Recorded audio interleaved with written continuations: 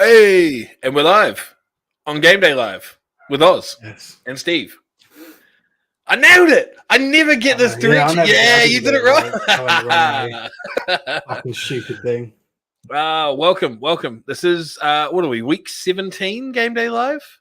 Yeah, it depends on who you ask because everyone seems to have a different measurement of what the weeks are. We've done it just by every week that passes is a week counted. Yeah, and then people, I'm assuming a week. Is it like for them? It's like every week there's a game or some shit.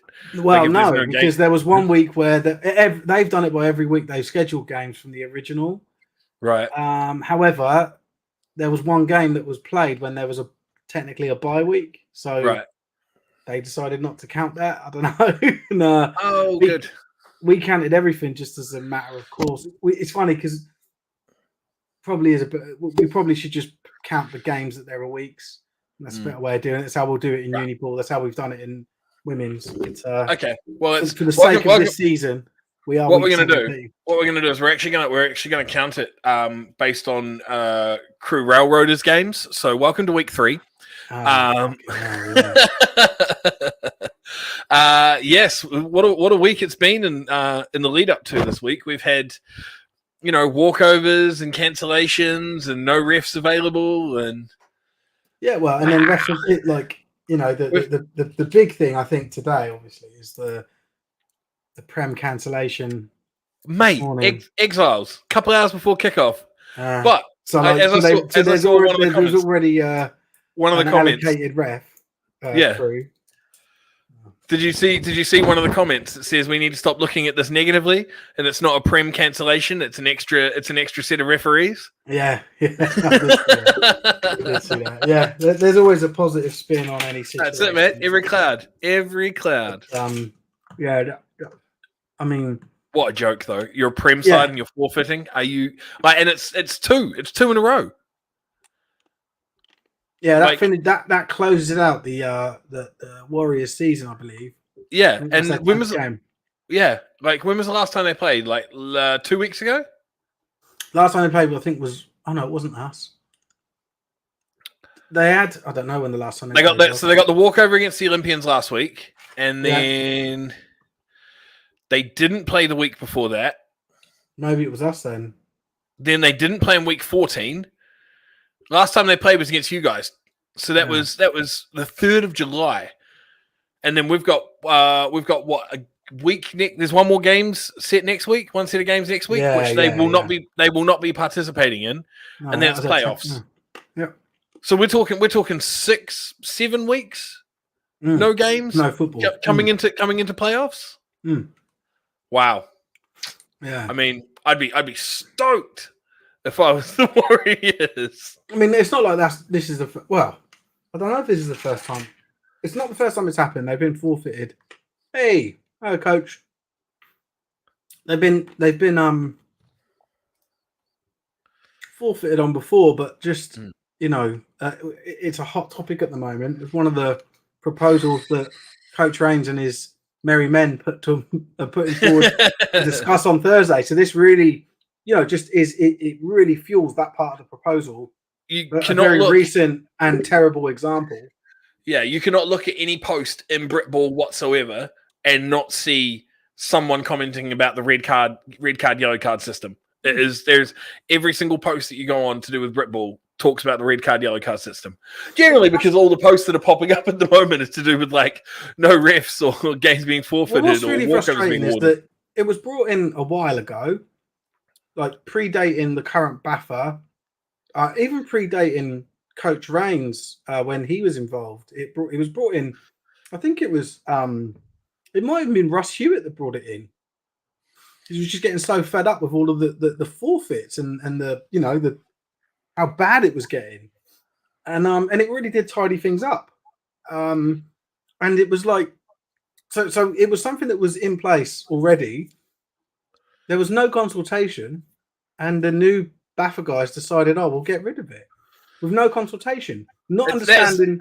That is the second thing that the new Baffer guys have gotten rid of that Russ instituted, and I don't know if it's the worst one. Like, because I would say the fact that they haven't bought pizzas for anybody is probably the cardinal sin that they have committed. Yeah. Like, I thought Russ had shares in Domino's at one point because it's just fucking pizzas everywhere. No, you're right. Yeah, they got rid of. They got rid of. What was it? Under 18s at the time, pizza party or whatever it was. Well, it wasn't just mate. It wasn't just the under 18s. There was a few things he did it for. It was it reminded me of it was a couple of things. It reminded me honestly of like senior management in an office when they get like a letter like, we need better working conditions, we need better wages, and they're like, here, have pizza. Yeah, it's their answer to everything. Oh, sorry, I'm putting this comment up, but Coach just explained it was Russ. Cool, thanks, Coach. Yeah. But yeah, like just terrible decision making from Baffer. But interestingly, I know what they'll be thinking, or that their logic behind it will be. Well, we know the reason behind it was that they don't want teams to drop out because they lose revenue stream. It was absolutely a money-driven decision, right? Like, let's not no matter what political Pete or political cricket Pete or whatever his latest name is, he's a fucking politician, that's for sure. No matter what he says,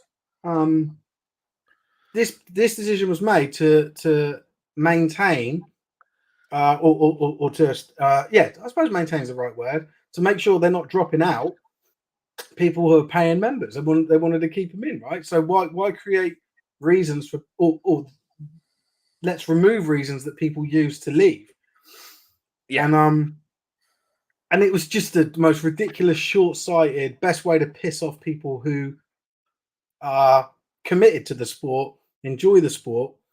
And you know, history has unfortunately repeated itself with those problems immediately coming back. But I know what Baffer will say about it is, oh, well, we've put in there's a Rams score. Rams are playing the Goliaths. Yep. Have we got that?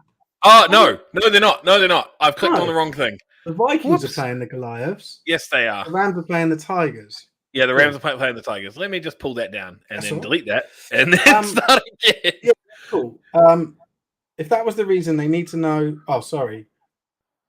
I'll leave the comments to you. I thought while you were doing something, I was going to fit. If that was the reason, they need to know forfeits will drive people from the game. Exactly. Yes. And I think they're seeing that. I think they're seeing, Jesus, look how volatile this is. People are getting massively fed up.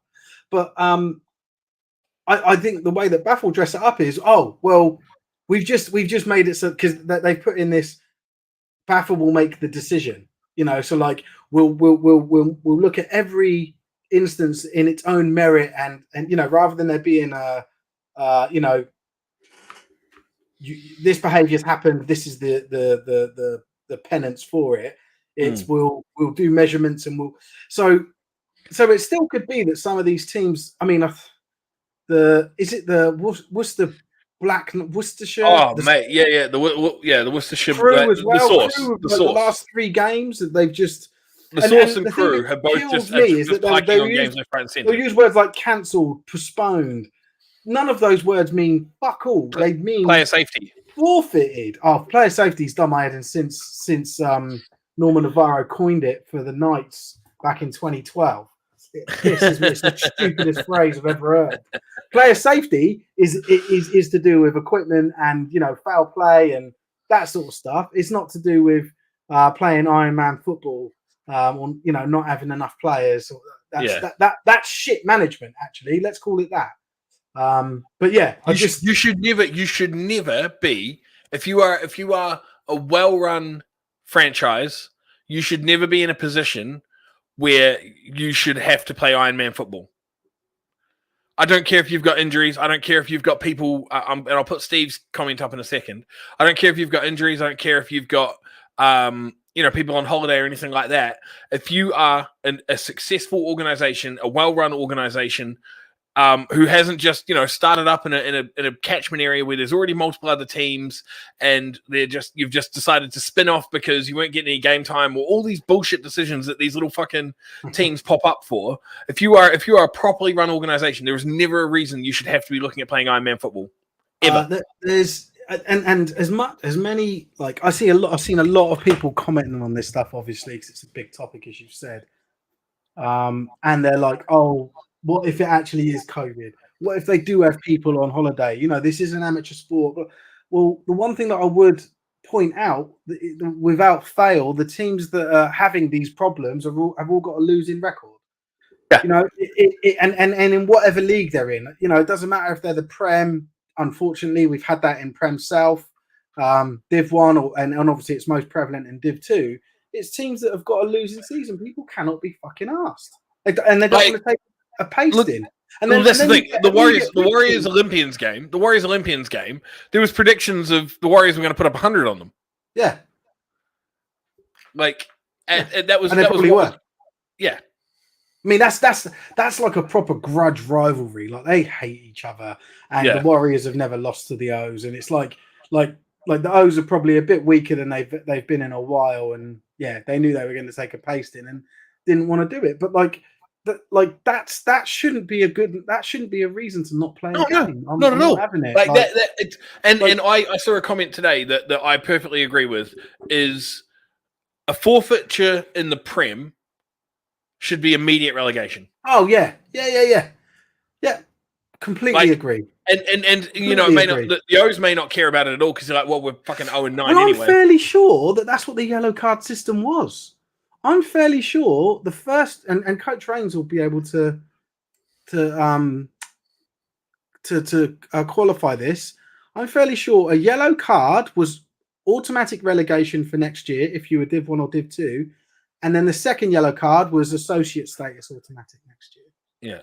So that was the red card, right? Like, there it is. Yeah, there you go. So thanks, yellow Coach. Yellow card was auto relegation. Yeah. So there you go. In both of those instances, we should have seen two Prem teams get red. I guarantee you, neither of those teams. Well, we know that the O's are going to go. The O's are gone. Yeah. But they're going to face no further penance than that relegation. So no penance for this forfeiture. Yeah, and that's why they did it. That's why they did it. They've looked at it and gone, "We're already gone." Yeah, what are you going to do? Div 2 us?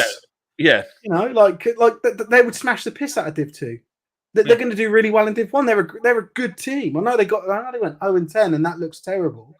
But the Prem South is full of good teams. Like it's a really competitive league, and you know, I know I will get onto that with the games today. But there was no easy games down in that division. I can tell you that, right? And so people I know that are aligned with the Olympians have mentioned that this year that may not be the case.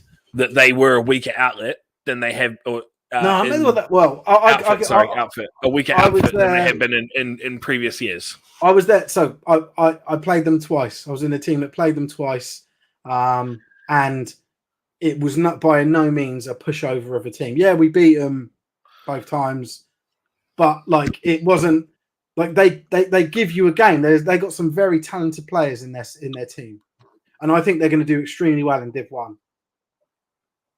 So Tabs has been to the Pro Bowl and he's got his little luau thing for when you do you know what I'm talking about? Do you know what I'm talking about? I can't see them. Do you know what I'm talking about though? Where a split jersey. No. So when you go to the Pro, like originally they used to have the Pro Bowl. It was always in Hawaii. Every single year. Originally the Pro Bowl was in Hawaii. It was in Honolulu. It was a big event. And what would happen is whenever you got to the Pro Bowl, the Hawaiian culture, obviously, they give you the lei. So you get your he's wearing one of them. So Chris is full suit with a he says it's a feather boa, but James is taking shots. How do you know that they were a good outfit? How do you know they were a good outfit? Did you play? I watched it. Yeah. I was probably injured or just not or too far down the depth chart. I'm not doing much playing this season. I'm treating this season as like a pre-season for next year, but you know, I when a team's good, right? And Olympians are great athletes, but no depth. And obviously that's coming from a man who coached against them, you know, obviously like twice this season. They're a good team. But should we get onto some picks? Let's get to some positives. Is it positive? I've got some questions for you, mate. I've had a look at yours, and you've got some. Yeah. It was funny, right? So, let's just say that. So, people have suggested that. Do you want me to bring it up? I've got them. I've got them ready. Yeah. So, people have suggested that we coordinate on these picks, so that we look at them and talk, and we don't, right? Like the reality of it is that we just Hatch will put up a post saying, "Here's the fixtures." We screenshot that and we mark out the team that we think is going to lose, so it leaves the team we think is going to win. Right? That's what everyone typically. That's does. not what. That's what the majority do. I usually wait. The team they think are going to win. I usually wait about 4 days and get chased by you. You're a nightmare. You're a nightmare. That's right. I think 2 weeks now you've had no result. You just had red X's in. So not 2 weeks in a row. It was but 2 weeks across the season. Yeah. We've had 2 weeks across the season. Yeah. So it was last week was one, and then So this we don't get to see this view until it's posted. Although Hatch has started posting it in our team's page and then asking people if they're happy with it. I just go, yeah. I can't even bother with it. Right? I don't even. Have a great show, Steve. He's off to see Iron Maiden. Ah, nice.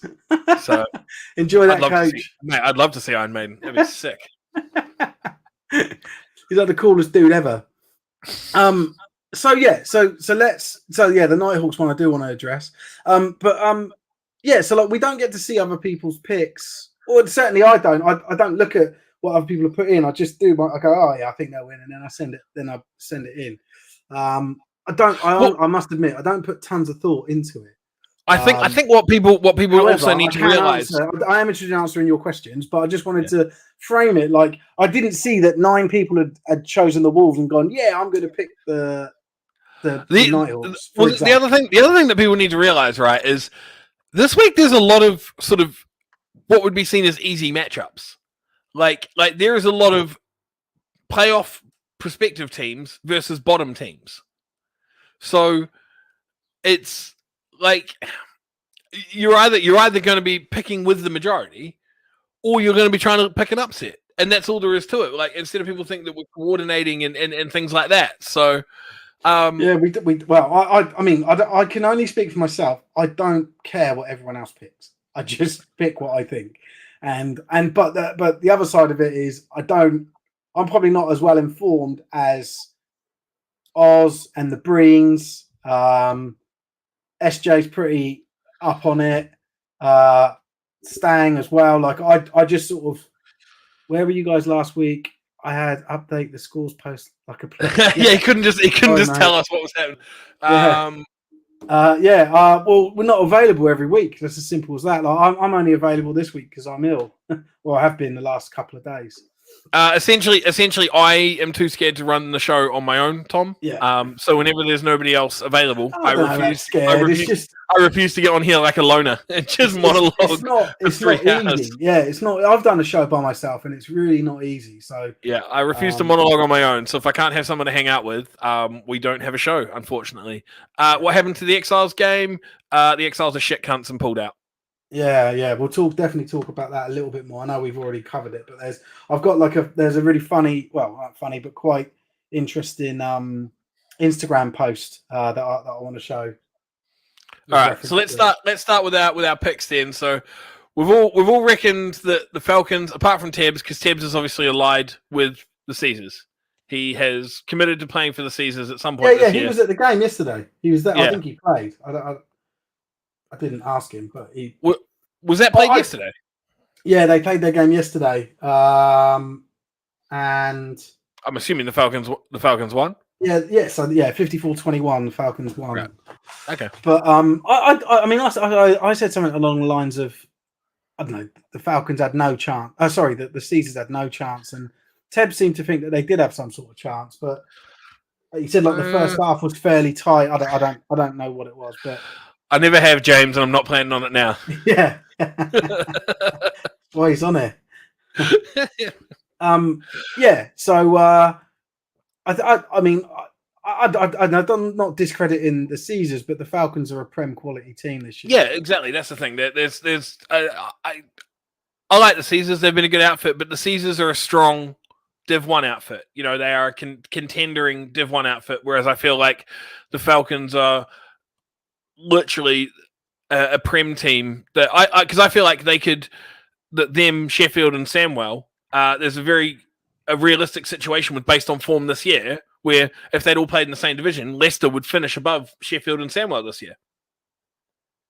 Yeah, if they were all in the same division. So yeah, it felt like a clear gap to me and sort of everybody else apart from Tibbs.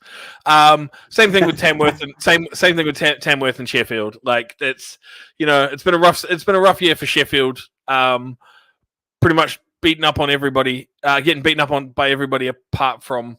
They had a run of a few wins in a row, didn't they? But it was against. Did they beat the Wolves? I don't know about that. I don't think they beat the Wolves. Because I don't know, because I don't know if they managed to beat anybody, but because obviously they beat the Steelers, but then how else has that gone? No, they lost to the They lost a close one to the Wolves away, 14-10. Yeah. They beat the Steelers 55-6. They beat the Nighthawks 30-19 away. Oh, they beat the Nighthawks. Right. Okay. Yeah, cool. But then the Nighthawks last week beat them 34-9. Right. Away, when the Giants were at home. So so they lost a big one to the Wolves and then came back and brought it close. Had a close one, but then on the whole they've been slapped by the Phoenix. They've been slapped by the Titans. And they've pretty much only just beat down on the Steelers. So I think they must have a 3-win season so far. Let me just check the league table. Yeah, I believe so. They're 3-6. This is their last game today. Yeah, 3-6. You'd assume that will be a 3-7. And this may sound like a controversial thing to say, but I think that Tamworth are actually the stronger team in the Prem North. Well, recent. I just think they've they took that they got. Yeah, they split their game. Thanks, Phil. I think they took that loss, that live stream loss against the Titans. I think it was opening game of the season for them, or the Titans. It was very early in the season. I remember that. Yeah, they lost week 1. They haven't lost since. And then they just get better. Like they're just solid. And I mean, obviously they've beat the Titans since, but not by such a margin. But I just think 27-21. Yeah. So they beat the Wolves. They beat the Wolves 36-12 in week 7, and then they beat the Titans 27-21 in week 9, and then they smashed the Wolves 56-7 in week 13. Put 90 on the Steelers last week, and then they've got the Giants. They got the Giants this week. So they haven't lost since their week 1 opening game. And do you remember we had multiple people who were either linked up with the Phoenix or had sort of links to the Phoenix that told us that they'd had a very, very fractured preseason and it was going to take a few weeks for them to hit. Because of the hangover of their coaching staff and the Uniball season. Yeah. And there was also something to do with I think the ground as well, that they had to wait for the ground to become available, if I remember rightly. So they didn't have a proper preseason at all. Like they didn't have like a proper training camp or anything. So we were told in multiple times in sort of the first couple of weeks that everybody who knew the team and knew the setup and everything was saying, look, it's going to take a few weeks. Their preseason started week 1 essentially. So, look for them week 4, look for them week 5, week 6 onwards sort of thing as when they start to hit their stride. And that's exactly what happened. After the week 7 win against Manchester, they haven't looked back. Like that was a close win. They beat them 27-21. But if you look at how badly, well, not badly that they were beaten, but the gap in the first game when they played, they lost 32-10 and they've turned that round. So yeah, they're the informed team now in the North, at least anyway. Mm-hmm. The Warriors are still the Warriors. It's like, they're just unbelievable, mate. They're such a good team, the Warriors. Fantastic. So we got the Romans. We got the Romans leading the Revs. So Romans leading the Revs. Mate, I think that's going to be. I think it's going to be a beatdown. Ugly score. Yeah. Yeah, I think that's going to be a big old beatdown. Yeah. I can't see the fidget spinners getting out of that one alive. No. Well, and again, it's that whole we've got losing records. Teams with losing records playing teams with winning records at the end of the season. Yeah. Not that can be preempted. I mean, in some instances you could probably preempt it. Like putting the Exiles up against the Warriors. Don't put the Warriors up against the O's and the Exiles in the last 2 weeks. Maybe that's the lesson, or part of the lesson. But yeah, like you can imagine the Revs. They haven't got everything to play for. And I think that will probably go the same for a lot of these teams that in these fixtures that we go down through. You said there's a lot of top v bottom or form v out of form. Yeah. Well, then that brings us to our next one, which is the Nighthawks versus the Wolves. Yeah. So explain yourself. So I could genuinely remember my mindset when I was because the last time these two teams played, right? So the last time these two teams played was in week 3. And the Wolves beat them 44-0. Yeah. Now that was a long time ago. We've had a long season since then. And the Nighthawks have had up and down results. They got slapped by Manchester 50-0, but then they beat Samwell 3 weeks later 76-6. Then they lost to Manchester 2 weeks later 76-13. They lost to the Giants the last a few weeks ago, and then like Phil said, they split the series with them. So they lost 30-19 to the Giants, and then bounced back. In last week, they played them and beat them 34-9. So the team that I've coined the Mercy Rule Nighthawks after they got slapped a few times in a row. You're picking them to beat the Wolves. Yeah. So right. So I can remember making the selection, and what I just look at both teams and particularly look at the away team. Think is there a losing record? So I can remember looking at this, thinking Merseyside, and then I also think about the distance the away team's got to travel if they've got a losing record. Right. And I remember thinking, there's no way that Merseyside are going to win this game. And then for some reason, I scratched Edinburgh out and left Merseyside. So I made a mistake, but I don't. So you don't think the Nighthawks are going to win this?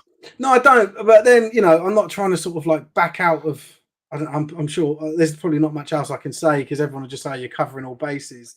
I'll stick by this whole Merseyside win. I'll just say I think that one's going to be an upset. But it was an admin error on my part.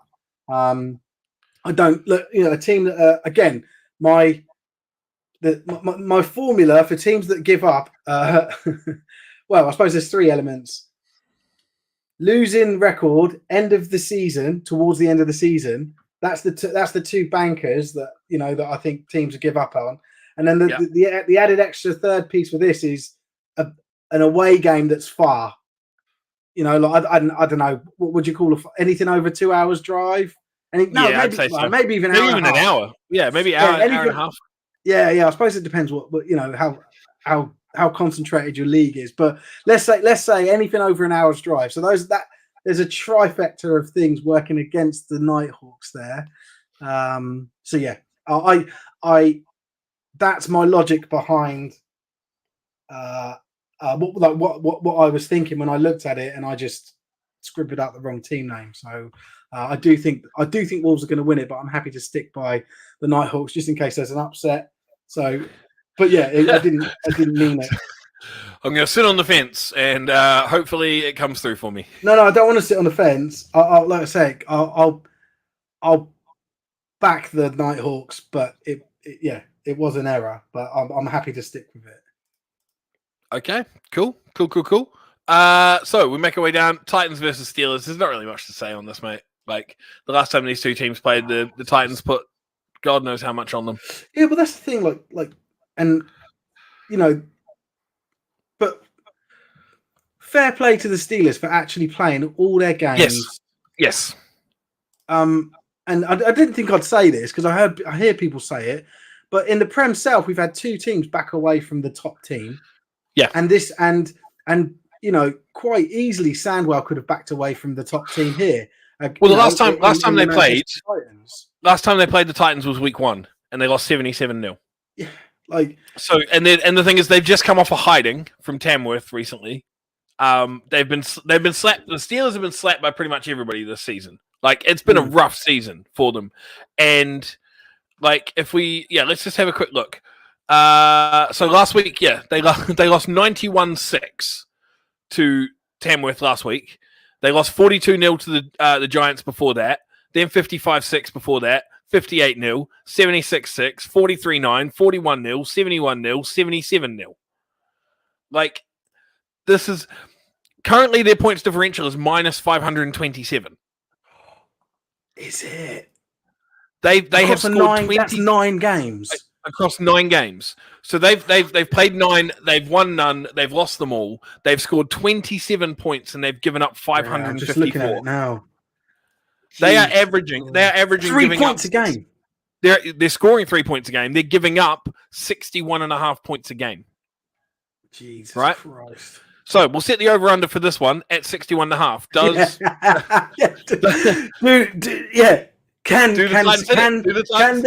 the Titans win if we give a 61 handicap to Samwell?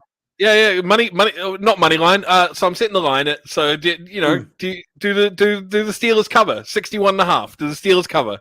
Yeah. Nathan's 100% right. Sam and Torbe took some massive losses. They played all as well. It's another team that have just been spanked.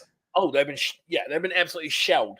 And the thing is, like, you look at teams like the Olympians, like the Exiles. The thing is, when you're in Prem, there's a certain standard of just not even football, but just a certain standard like expected of you. And one of those standards is you put out that team every single. The Prem is supposed to be the top level of football that we have to offer. Jordan's asking if you've got the Bristol score. No, I don't. I'm going to start looking on social media now. There's no point looking too early, but I do have some information on the Essex Spartans versus Sussex Thunder. There's been an accident on the M25 and they're waiting for paramedics. So I don't think it involves anyone from the teams. I just think that it's gridlock. It stopped the traffic and they're waiting for paramedics. Well, I hope that's the case. It's ambiguous enough to be taken either way, but I'm going to take it in the most positive way. Tibbs is putting 10p. Tibbs is putting 10p on Samwell to cover 61.5. So it's just big props to Samwell for even just rolling their team out. Like, so Philip mentioned when we first played with the Nighthawks, we formed in '86. We lost 88-0 and 83-0 and kept playing. It was great fun. So the other thing you've got to think about, so Chris Green has just mentioned that the Aztecs are up 6-0 over the Blitz. Come on! Let's go. Oh, so he won't put a fucking pick in, but the moment we get the score, sorry, I can't celebrate my team fucking scoring a touchdown. Well, then predict them to win. If you ask me, I do think that the Aztecs are good. Of course, I back the Aztecs, but it's like I don't want to fuel the other teams, and I don't want to piss people off on my team. So it's sort of like the most politically correct thing to do is to do no pick. Oh, yeah, Steve. Of course, Steve, when did you ever give a fuck about what other people thought? Well, I just joined a team. That's why. Like, ask me next year. Just joined a team. You mean you stood on the sideline for half a season? No, pretty much. They're a good team. Even if you're healthy, you're still not getting on the field. Exactly. Yeah. I'm still fat. Yeah. Nathan's mentioned the Prem division is meant to be the best, not look like Div 2 teams, and they pull out rather than take a spanking or pay coach fees. Yeah, it's true. Well, the Prem is paying coach fees is interesting. I don't think you wouldn't pay coach fees from Kent to the Warriors. From Kent Exiles to the Warriors. They're just London. That's tube, right? At best. Is it? Is it? Yeah. Kent play in London, and so do London Warriors. Like, I don't know why they're called Kent. Although I suppose it is. It's like inside the M25, quite near Greenwich, which is where Warriors play. So yeah, it's not right. It's like a local rivalry game. Oh shit! Okay. But the point about Prem ball should be played. Every Prem fixture should be played, and obviously, Baffa think that because they guarantee, like they give priority to refs at that level. How fucking bad does that look? Like. They've probably, I don't know, 4 or 5 refs have been allocated to that game, and the last 2 games, and now there's 2 weekends on a bounce that the Prem has actually let down the I don't know, the league in terms of the league. Yeah. Organising stuff. It's just So terrible. Nathan's just mentioned that he's in Plymouth. Yeah, so of course. Yeah. No, yeah. So yeah, not everywhere's necessarily a coach trip, but the thing that I do think is worth mentioning is that like both times the London Warriors have been the home team, and so it's and the same. I think it's been worse for the Northants Knights who have had they've out on them, and they put on a bit of a show. Yeah, they've had about 6 games. I think I'm being hyperbolic when I say 6, but they've had a lot of games cancelled. No, but they've had a few home games cancelled, and that's a money earner for them. So loss of revenue, not just loss of costs, plus the costs of and plus the arrangements they've made. So let's say they arrange the bouncy castle and a food van, and and just whatever else that they've had.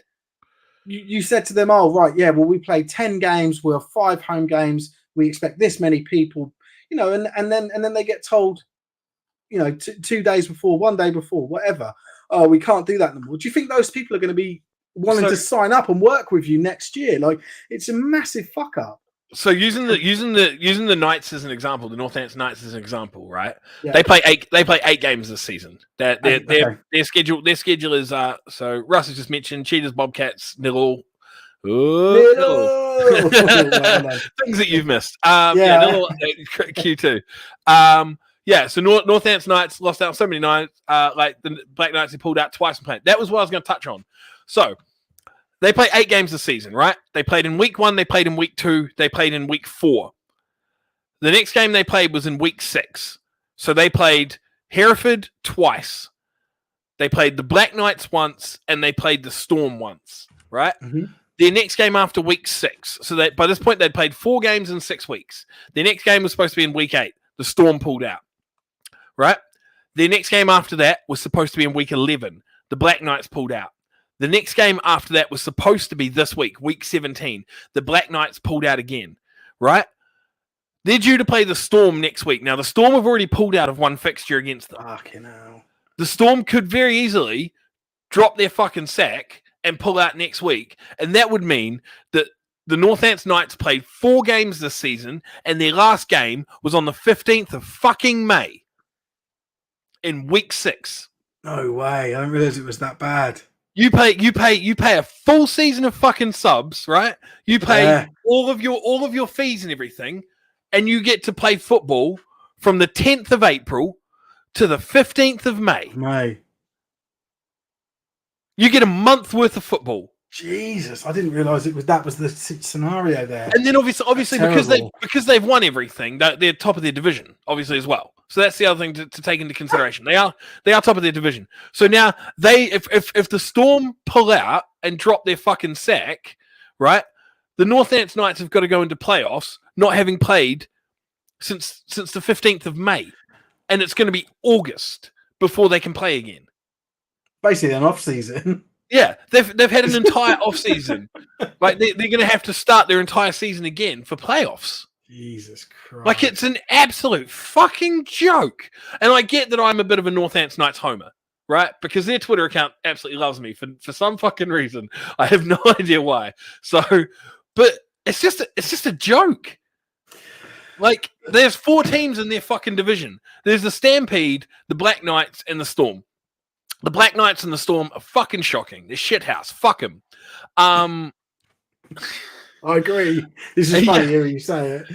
And at least the Stampede have done. They came out and they put up 2. That's the thing. They put up 2 fixtures against the Knights, the Northants Knights. So half of the games that the Northants Knights have played have been against the fucking Stampede. Like, and then they've got to go up, and I'm assuming they've probably got to verse either East Essex or Norwich or maybe even the Apache. Like, one of those 3 teams would be my assumption, because I don't know what the playoff structure is. No, do you know what, man? I've not been paying much attention this year. I need to speak to the Breens about it, because we need to. I don't know if it's top 2 or if it's graphic just about it. Or I don't know if it's top 2 or top 1. If it's the longer you wait, the better it is. Because if you start posting stuff too early, people go nuts because they're like, "Oh no, that's not right. What if they draw and this guy's forfeit?" And you're like, "Oh, fuck off." So you're better off just waiting until right near the end of the season anyway. But Yeah. that's. I didn't realize how Mate. bad that was. Absolute fucking disgrace. Like that and the thing is, right, BAFTA's not going to give a shit. There's going to be no money that goes back to the Knights for having to play in this abomination of a year. And the thing is, if they go into the playoffs and they're rusty, right? So the thing is, they've got to play these teams. Like East Essex hasn't dropped a game all season. Norwich hasn't dropped a game all season. The Apache haven't dropped a game all season. The Apache are the most. Well, I need to check the latest stats, but they are the most dominant team in Britball comparative to the division they're in. Yeah. I mean, both them and Somerset. So Somerset have only lost one game. So the Apache have a points differential of plus 270. Somerset has a points differential of plus 211. So the fact that they're both playing Cornwall, they're in a 4-team division as well, right? So Bristol and Somerset get to play Cornwall and Torbay.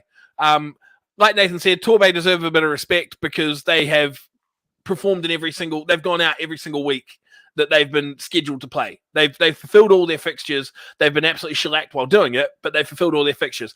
Doesn't change the fact they're fucking woeful. They are a terrible team. Like they are bottom of the bottom. Like I'm just being honest here. I'm not trying to pick on them or anything like that. They are a shithouse team. Like they have given up 400 points in 7 games. In the bottom of Div 2. So you're just terrible. You're terrible. Like that's all there is to it. So it's not a cheap sport to play. If you're third string, they might have got 5-10 minutes to play all season. It'd be disheartening. Absolutely. Absolutely. That's a good point. No offense, we haven't played in the hardest Division 2. Look forward to the playoffs with good competition. That's the thing, right? Each of these, I'm looking at this now. So East Essex, 7-0. You look at the rest of their division. Berkshire, 5-2. So they've lost both of their games against East Essex, and they've beaten the rest. Everyone else, yeah. Yeah. The Mavericks 2-5, the Squadron 0-7. Norwich 7-0. The rest of their division 3-1 for the Gladiators, 2-5-0 for the Cardinals, 1-5-1 for Ouse Valley.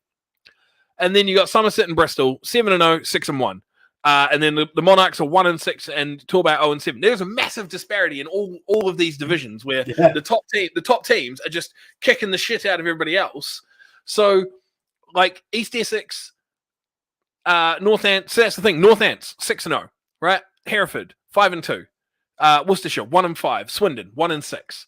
So it's I don't know. I don't know with playoff structure if it's going to be top of each division. Like I don't know if there's 4 teams or 8 teams going through the playoffs. If there's 8 teams, then it could be that Northants gets to play a Berkshire or a Colchester or a Somerset, right? If not, if it's top 4, then they've got to play East Essex, Norwich, and Bristol, right? No. If my memory serves, it's they don't mix North and South at Div 2. So you're either... No. So these are the SFC South 2. There's 4 divisions in the there's 4 divisions in the SFC South. So I'm pretty sure they go division winners only. So this is not mixing. This is not mixing North and South Div 2. Cool. So they jump straight. They jump straight into a semi-final. Pretty sure it's the top that go to playoffs. Yeah. If that's the case, right?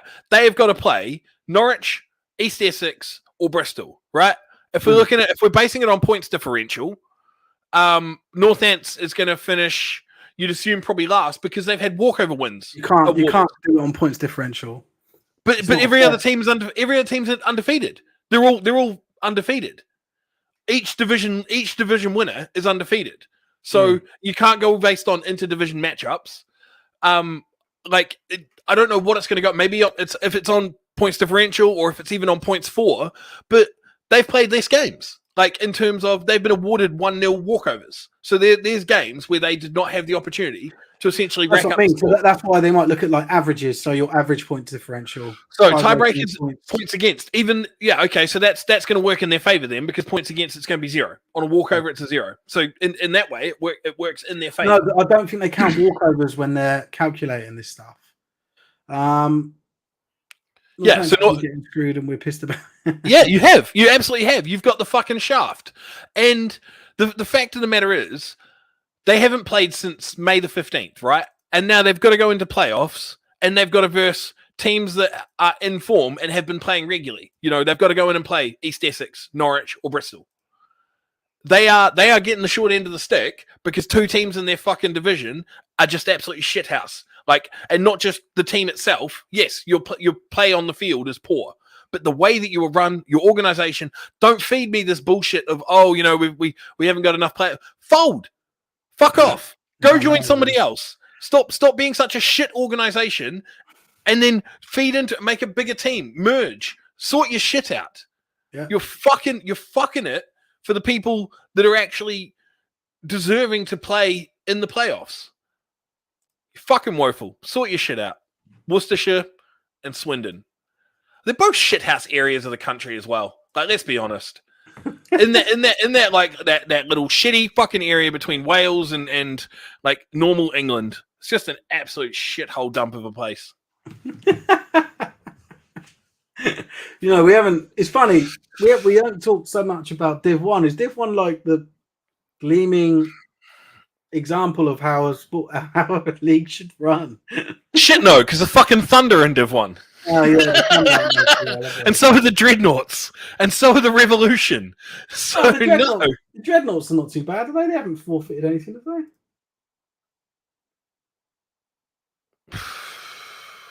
Oh, nice. Not through lack of trying. I just realised it may be quite a special occasion. I need to have a fucking chat with you about you picking the Dreadnoughts over South Wales as well. By the way, I don't mind that one. Yeah, I can talk about that. Like that one. I'm cool with that. We need to move on because we've just had a massive rant. That's Oxford's Saints versus Rushmore. Yeah, cool.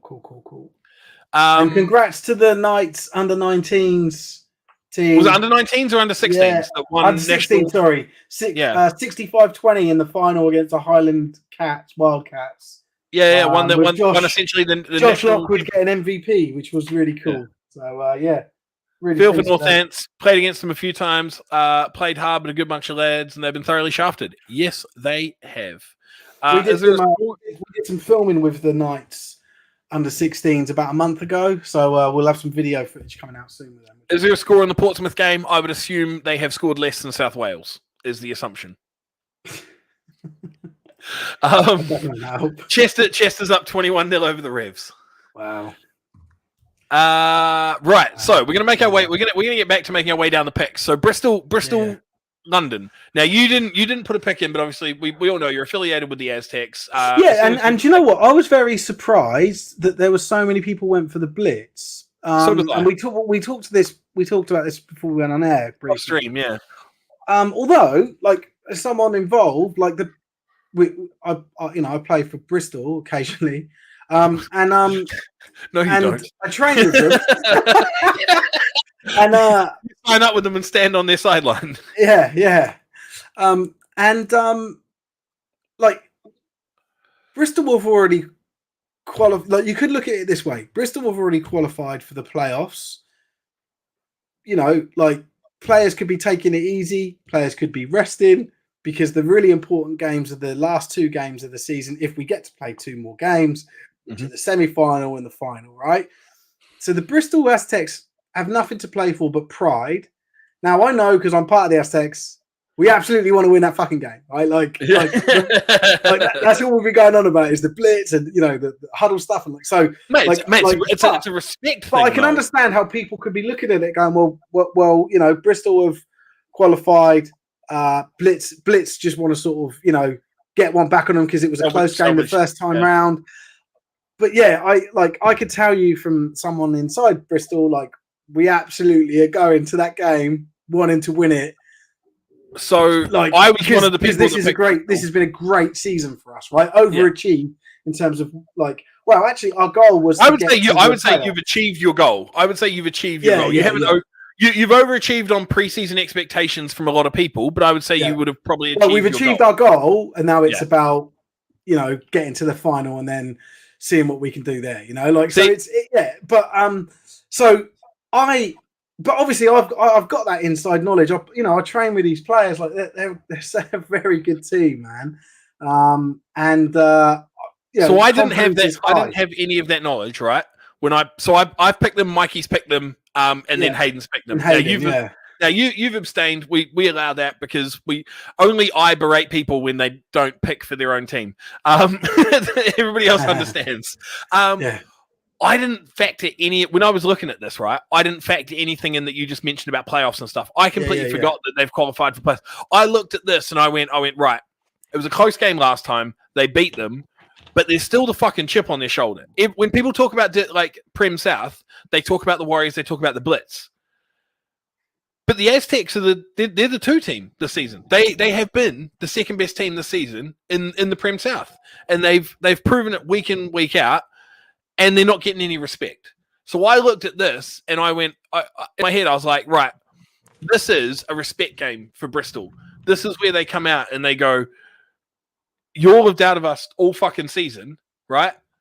You've always mentioned that the Blitz are the benchmark, and you've said we're trying to reach the Blitz benchmark. No, we're the fucking benchmark, right? The Warriors don't count because the Warriors are just in a league of their own. The Warriors are the Warriors. Yeah, the Warriors are the Warriors. They're chilling with Tamworth and Manchester. You know, there's 3 teams in this fucking country that just get to do what they want. Everybody else has to compete. But everybody else, there's like predefined, like we've been living in a world for so long where the Blitz have always just been equated with the Warriors. It's like Warriors and Blitz, Warriors and Blitz, Warriors and Blitz. Who comes third? Who comes third? Well, Bristol comes third, or someone gets lucky, and we get a season of fucking, the Exiles might come third, or there might be an upstart team of like Bury comes through, or the Thrashers come through, or so on and so forth. Where there's always teams cycling through. It's always like who's going to be the next team. But it was always everybody at the beginning of the season, pencils in the Warriors, pencils in the Blitz. They're going to playoffs. That's how it is. So I looked at this and I went, no, the Bristol's rewriting the fucking, they're rubbing out your pencil and they're writing their name in pen and they're saying we're here to stay. And I don't think this is just for this season. Like this is something that I don't have. The only connection I have with the Bristol organization is you. But I look at it as them saying we are here to stay moving forward. This is not just about this season. We're making a statement that we are now the team that you have to beat if you want to go to playoffs. And that's how I looked at it. So yes. So the one thing I'm not I don't talk about that. We don't talk about. I'm not expecting. Yeah, I'm not expecting you to talk about things from the locker room and things. We don't care. Like it's funny that you said, "Oh, people like Bristol were like, oh, we demand more respect." We don't care. Like no one has said, "Oh, we should have more respect." This is atrocious, and people aren't talking about because no one gives a fuck. Everyone is just like, we want to win the next game. That's basically the mentality there. Is like, what's the next game? We want to win that. We want to do something this season, So it's interesting to hear how someone from the outside perceives what we could potentially be focused on. But it's literally just like, cool, we just won that game. Now, how do we win the next game? And then we rely on the coaches to tell us. We drill stuff, like normal football stuff, I suppose. And then we try and execute on the day, And last week was really tough with execution. Well, Solent gave us a really tough game. Do you send Tommy Lunchtime some swag? Tommy Lunchtime got a cap. Yeah. I sent out quite a few. Where the fuck's my swag? I need to send all the. I think I did a post in Teams and you haven't responded to it yet. So sure. Oh, probably. You just missed. I still haven't sent out all of the Sport Tank team stuff yet. This is what I've said to my missus. Similar. I said to her that Bristol is like the mecca of American football in the UK because there are so many teams, so much young talent around there. It's ridiculous. Which is weird because Bristol isn't really a mecca for anything. Yeah, well, Banksy's. Pride is 2 teams in itself. There's SGS, the Uniball team now that they've got that are just going to go into the Prem South, and then you've got the academy that you've had for a number of years now, very successful. It's just it is like, and the facilities there are unbelievable. Oh yeah, they are. I need to do a story about it, but they're about to relay the pitch. Redo the pitch. It will be the first. Well, it will be. I don't know if it's the first in the UK, but at SGS, it will be the first pitch that they've had that is solely going to be used for American football. So no other lines, just American football lines. They'll have their logo in the middle of it. Pride written on the end zones. It'll have stands. It's gonna they'll have turnstiles and stuff. Like, gonna be really cool. That's so, the thing. Bristol is if we want to take American football seriously or be taken seriously in the American football like as a sport in this country, we need to look at Bristol and expand that model. Mate, what they are doing in Bristol is what should be happening.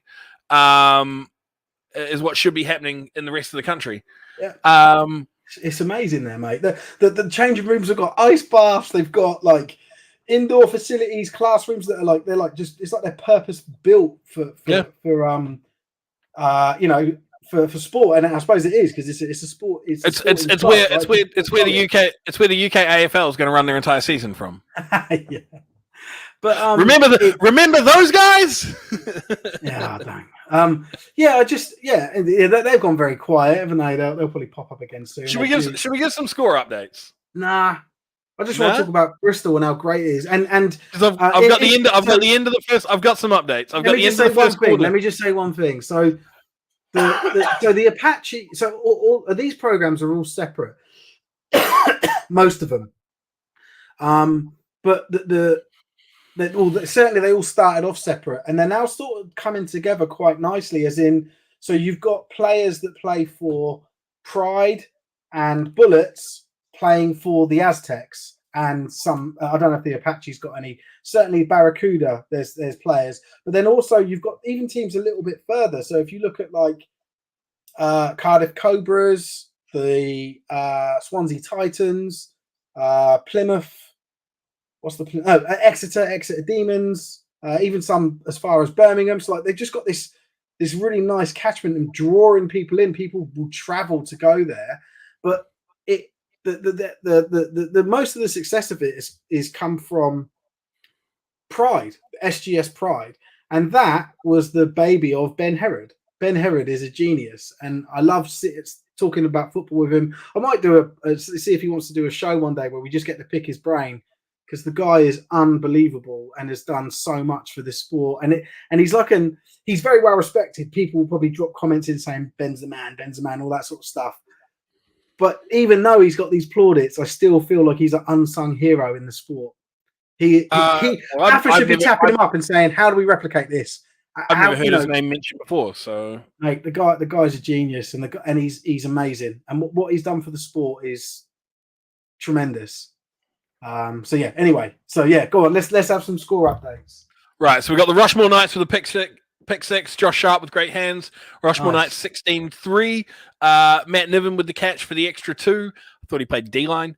Is he he's on the offensive side of the ball. I got a message Niven about this. That's hilarious. Good for him, man. So that's 16-3. 16-3. Yeah, we got 24-0 to the Bulls over the Spartans. I'm definitely regretting picking the Spartans in that one. Yeah. But that's going to have to be me explaining that away. We've gone into first quarter. Well, we're into the second quarter now for the Warriors, South Wales Warriors versus the Dreadnoughts. And it's 0-0. The Essex Spartans have taken the lead. They're up 8-0 in their game versus the Sussex Thunder. We've got still got 13-0 in the Tigers-Rams game. And that's all I've got so far, not including 14-0. There we go. Aztecs 14-0. Blitz fumble return touchdown. So yeah, we had a lot of people from our side pick the blitz. Blitz of the defense. My boys have scored. And it's either a linebacker or hopefully a D lineman, because if a D lineman scores a TD, everyone goes crazy. It's either a lineman, it's either a D lineman, a linebacker, or a defensive back. I can guarantee you that. Or a DB. I can guarantee you that. It's one 100%. Of the three. I can guarantee you it's one of the three. Well, it could be the kicker, like it could be a fumble recovery from the kicker. Chris mentioned, can confirm, D line. Yeah, who was it? Greener. So this game is a fucking walkover because Kens are a disgrace. Right, Rams Tigers. Tebs picked the Tigers. I don't know if he's still here to explain himself, but He That probably is is, mate. outrageous. He's probably at work, unless he's got a customer. Give him 20, 30 seconds, and he'll explain. He might More just like be being 20, 30 minutes. He left me on stream for 15 minutes on my own to sort out a customer once. Yeah, it's a bad way of running the stream. Won't do that again. He's like, oh, I am at work. Why did you pick the Tigers? Explain yourself. Chester up 29-0 over the Revs. Steve? Chester 29-0. Yeah. Why did you pick the Tigers? The Rams have been dominant. The Tigers they've performed well. They've performed admirably. I wouldn't say they performed well. They've performed admirably this season, but they've been pretty much fisted by the Rams, EKP, and Rams, EKP, and the Goliaths all season long. So, and that not the Goliaths, sorry, the Vikings, and that explains why we've all picked the Wolverines over EKP over the Wolverines. I can't speak right now. No, you're doing a terrible job of speaking. Oh no, it's horrendous. I'll try a British accent instead. It might help me even it up. So we've all picked EKP over the Wolverines. We've all picked the Vikings over the Goliaths. These three fixtures here in Div 1, the Rams versus Tigers, EKP versus Wolverines, and the Goliaths versus the Vikings. That is the three top teams that are pretty much playing the division amongst themselves versus the three bottom teams that are just there for fodder. Like EKP, Northumberland, and Yorkshire have been a class above the other three teams in that division the whole season long. It's a 3-team race, and I'm interested to see who's going to win that one because I feel like I'm slightly invested, having lived in Yorkshire and now living not far from where the Northumberland Vikings play. So I've got a score update. I'm going to post it. Wonderful. Get a drink and some drink. All right, we'll sprint through these. So he's not doing adult season picks next year. What, you're going to pick children? You fucking pedo. I'll be back in a sec. Wow. Okay, so we got the Phoenix versus the Giants, and Steve is dying, so he needs some water. Let's see what else we've got. So 3rd and 5 for the Glasgow Tigers has stopped. 4th and 10, the Tigers have punted away, and the Rams take over with 23 seconds left, and they're still up 13-0 in that game. Phoenix 36-0 over the Giants, so that is pretty much in line with what we saw last time these two teams played, and it's not going to be pretty, I don't think. Like, Tamworth is the informed team, and the last time that these two teams played, Tamworth beat them 49-7, so I wouldn't be surprised if we're going to be staring at a 50 burger this time around. Right, even if you're not going to do adult picks next season, Chris, I still need you to explain why you picked Glasgow over the Yorkshire Rams. I think I have to defend myself on this one. Birmingham versus Holton, and I'll do it while Steve's not here, so he can't have a go at me. For some reason, I thought Holton had played well this season, and then I went and just looked at their fixtures, in the last sort of 20 minutes, and realized that they've pretty much just had the shit kicked out of them every single week, except when they played the Revs. 14-7 versus the Revs. Then they lost 55-7 versus the Falcons. They lost 50-6 versus the Romans. 54-6 versus the Caesars. 41-0 versus the Falcons. 51-6 versus the Romans. And then they beat the Revs 14-0. So they managed to beat the Revs. So I'm not sure why. Oh, and then last week they played the Caesars again and lost 30-6. I don't know why I thought they were going to beat the Bulls. For some reason, I thought I just had a recent memory of the Bulls not doing so well either. But they definitely outperformed, how Holton has against the same teams. So, yeah, that's definitely not the mistake that I'll be making. So these two teams play again next week in a reverse fixture. It'll be Holton versus Birmingham again. I can tell you it's not going to be a mistake I make again. I will not be picking Holton over Birmingham. Chris has just mentioned they really put no thought into these picks. It's not the way you should be doing it, mate. It's not the way you should be doing it. That explains also why you've picked the Thunder over the Spartans. So, moving on, Chester Romans versus the Revs. As you can see, we've been getting the updates here from Dan. The Romans are giving it to the Revs, as everybody has this season so far. So, unanimous picks there. Everybody but Hayden. So Hayden's backed the Bobcats over the Cheetahs, and I don't know him, so I can't ask. But that's still a close game. You know, we're getting infrequent updates from Russ on that game, and last time we heard that the Cheetahs were up, but it's still a very close game. So, and then Tebbs has come. I think Hayden went for him because they're he plays for the Bournemouth Uni Bobcats. Right. Okay. Okay. That could be it. A little bit of allegiance there. Yeah. Loyalty. I appreciate it. I'm down with it. He probably thought it was his own team. Yeah. Oh, we beat the Cheetahs. Oh yeah. So Tibbs has picked the Saints, and so that's a close game that we got. Yeah, that's going to be a great game. Yeah, that's going to be an amazing game. That would have been my game of the week. Yeah. No, I would have gone. I would agree with that. Looking at this, because it's the only one where I feel like it would be a coin flip. That's what I mean. Like, for me, game of the week has to be the most competitive game. Definitely. Or the most meaningful game. Like the one where the okay. Yeah. Like so. Yeah. For me, it would have been either Bristol Blitz or Hornet Stallions would have been my two toss ups for game of the week. Bristol Blitz. I don't know. They're not playing for anything though. Like I don't see why that's. Because I suppose it could go either way. Yeah. That's the only other game I look at on here, and I go, you know what?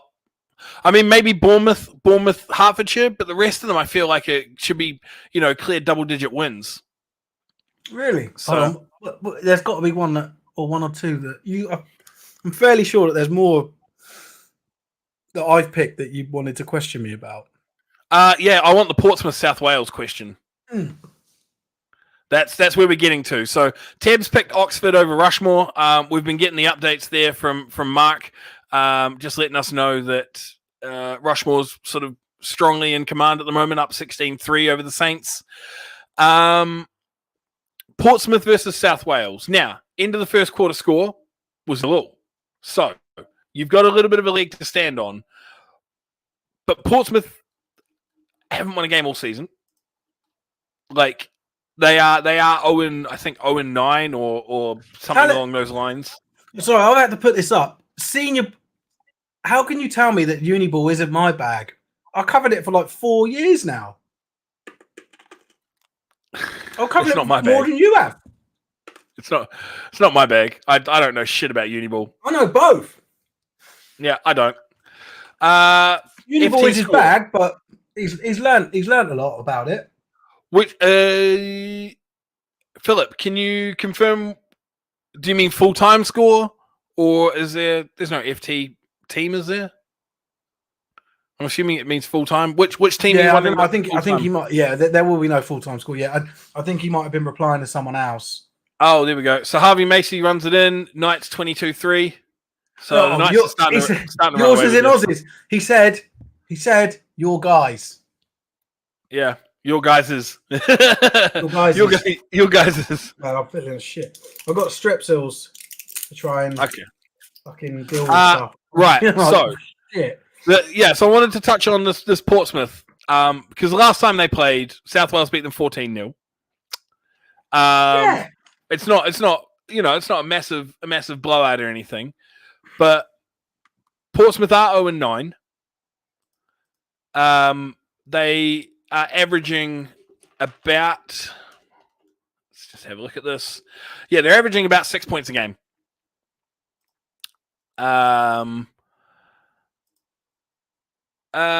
Sorry, Phil, which game? Full-time score for which game? We can't see who you're replying to in terms of the comments. It just sort of pops up as its own individual comment. So whose game are you after? Because I think the only game we've gone full-time at so far is Leicester-Nottingham, which was played yesterday. There we go. Titans are up 13-0 over Samwell. I have to assume that that's a 3 p.m. kickoff. There's no way that. Yeah, that was. Yeah, a 2 p.m. yeah. I was going to say there's no way that is a 2 p.m. or 2:30 2:30 p.m. kickoff game. Portsmouth's averaging 5.5 points a game. Like they're averaging 4.6 points per game. So, Knights are just playing with themselves at the moment, recovering an onside kick. Come on, the muggery. The absolute muggery. The Rams are taking shots like 2 a.m. Jaeger bombs into the half. is what we've been told by their Twitter account. So halftime Bulls and Spartans are 24-0 to the Bulls over the Spartans. Yeah, got that. Cool. Yeah, so Phillips just asking if it's the full time of the Tamworth Sheffield game. Not yet, mate. We believe it's in. I think that was a 2 p.m. kickoff, so that's probably just gone to half. No, that was a one. That was a one. Oh, was that a 1 p.m. kickoff? Yeah, it was a 1 o'clock kickoff. Let me just check. Oh, okay then. Then I sit corrected. Yeah, they had an earlier kickoff. So just while you check that, just sort of narrate for me as well. What was the reasoning behind the Dreadnoughts over South Wales? Just the near the end of the year and travel, and that was it. Yeah, okay, so because South Wales has to travel to Portsmouth and it's the end of the year, right? Okay, I feel you. That was it. Yeah. I don't know. For me, I'm kind of just thinking that maybe they're trying to salvage a little bit of pride or something because this is their last game of the season. They're currently winless, but at the same time, I just get a feeling that maybe they're just like. I mean, I'm from Portsmouth as well, so I like. Yeah. Mate, I played for the Dreadnoughts. Yeah, you played for them. I never got to. Yeah, I played for the Dreadnoughts. You know, still good, but I won't. I loved playing for the Dreadnoughts. I had a lot of love for that team. You know, helped them to get to where they are in Div 1. So, yeah, it's definitely sad the state that they're in at the moment. But I'm surprised that they've survived as long as they have. I thought they were definitely folding last year. Yeah, I thought they were going to fold about halfway through this year. Just right. from things that I've heard from people associated with the team, where it's because they had a massive. So before this season, and actually it was before last season, they had a mass exodus of coaches. So the head coach left, their offensive coordinator left, who was their D coordinator when I was. So their former defensive captain had to step into the role of defensive coordinator. One of their defensive players stepped into the role of head coach. I'm not even sure who the offensive coordinator is. They lost their quarterback as part of the drama from last season because apparently let's cut that down. I don't know what it said, but I don't think it's appropriate. Panic! That's why I always save the image on my desktop and then and open the image. Yeah, definitely. Yeah, I've just got to open on Facebook, as you can tell. So if you message me on if you message me on Facebook Messenger, your comments coming on stream. I'll do that now. Whoopsie daisies. Yeah, it's just there's a lot of things. I didn't think they'd survive halfway through the season. So, hello, it's Steve, guys. It's Steve being a dick. I knew someone would, but I didn't think. I thought it might be Mikey, just in case he's not paying attention while he's working, or Tibbs. Give it a bit of time, and then it would just all start flooding in. Oh, 100%. East Essex versus Sussex. Like, what is Tibbs doing? Like, Sussex is another team. They're giving up fucking stupid amounts of points this season. This is another team I thought would fold. I think Tibbs will just point back to his. I don't know senior ball. Yeah. His defense. In his defense, he doesn't know senior ball. Yeah, it's like these guys. All season, he has sort of picked. I would say each week 3 or 4 upsets, and he has got a couple right. So definitely, 100%. His fucking style of he's a gambler, isn't he, Ted? So, yeah, he is. We called it the blessing, where he was bestowing his blessing upon certain teams, and then they'd come through with the upset. So it was like who got Tibbs' favor. This week he's given it to where are we? He's given his favour to Oxford and Sussex. Well, and Glasgow. Oxford. Oh, yeah. It's not working for Glasgow. They're getting beaten. But it still could happen for the for the Thunder and also for Oxford. probably not for Oxford. They're down 22-3. Probably not for Oxford. they're toast. So Stallions Hornets split us down the middle. This was a 5-5. I love it when there's one that is 50-50. Yeah. And yeah, fair enough. I think any result there, either way, everyone would just be like, oh yeah, fair enough. Like it is that close of a game. It's that good of a game. Me, you, Mikey, and Tibbs make up 80% of the votes for the Hornets. So essentially, the Game Day Live crew has gone, yep, Hornets. Good way looking at it. Yeah. So it's pretty great. And then obviously, game was forfeited anyway. But everyone knew how that was going to go. Yeah, be still my beating heart. The poor North Ants Knights. So right, let me just check some scores. Yeah, what do we got? We've gone to half. We've gone to half in most of the 2 o'clock kickoff games. So let's see if we've got anything on the socials. If you guys have got any score updates for us as well, feel free to chuck them in the comments. Or if you've got any questions, things that you want to touch on, I'm sure we'll probably launch back into a rant very soon, just around certain things in the state of Britball, because that's what we tend to do. But if you've got any questions you want us to touch on, get our opinions on, definitely chuck them in. You ready for this one? Oh yeah, what do we got? This is funny. Is Tibbs going to be is he a prophet? Come on. Oh, piss off. Sorry, I've just messed something up. Right, hold on. But like whenever I type, Facebook has done an update. Whenever I start typing to edit the score post, it tries to tag something. So I just tagged Danielle Nottingham. Well, Danielle. Well done. Well, I haven't hit save yet, so I've got to remove it. But... Oh, okay. I'm going to stop sharing because we don't need those pics anymore. And now I'm going to go see what someone messaged me. Oh, go away. Every time I click on it with my mouse, it comes up with loads of tags and it blocks my view. But here's so I've been told that there's okay. So it's vindication for you. Well, I thought it was vindication for Tibbs, but no, it's vindication for you at the moment. Right. Okay. I see. Tef.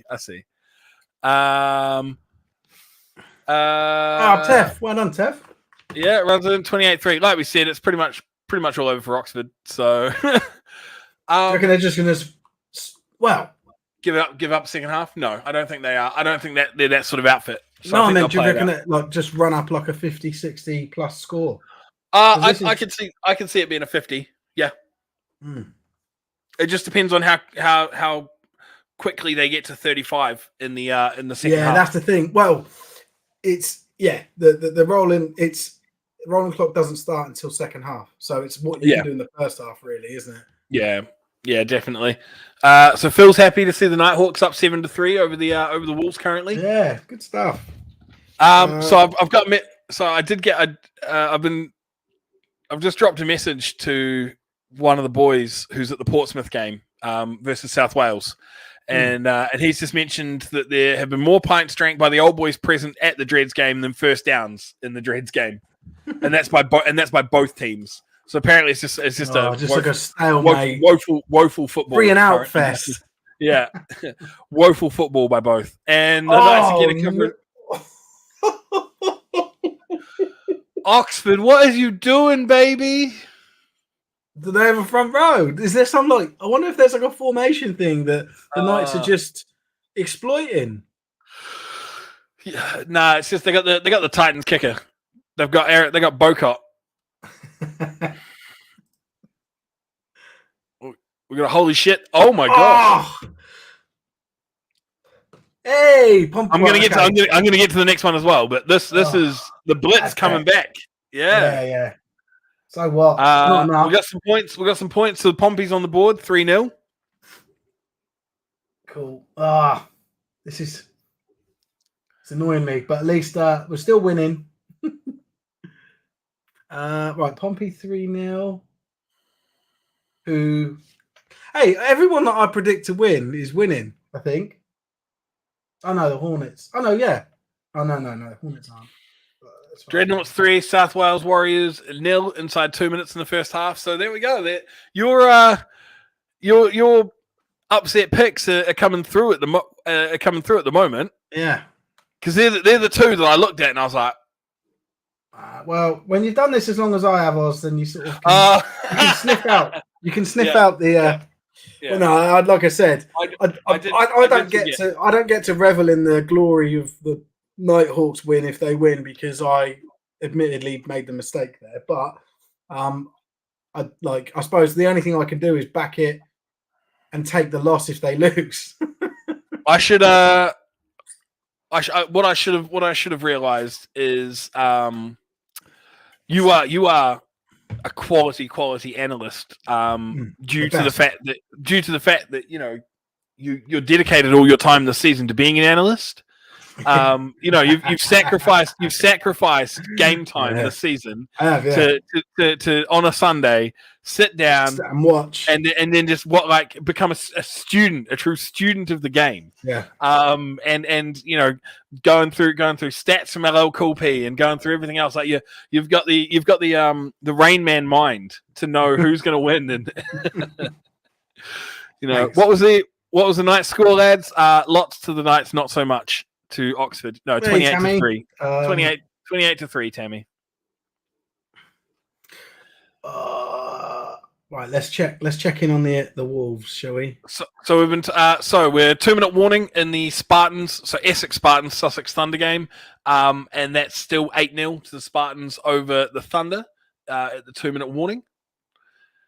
Just seeing if I've got anything else.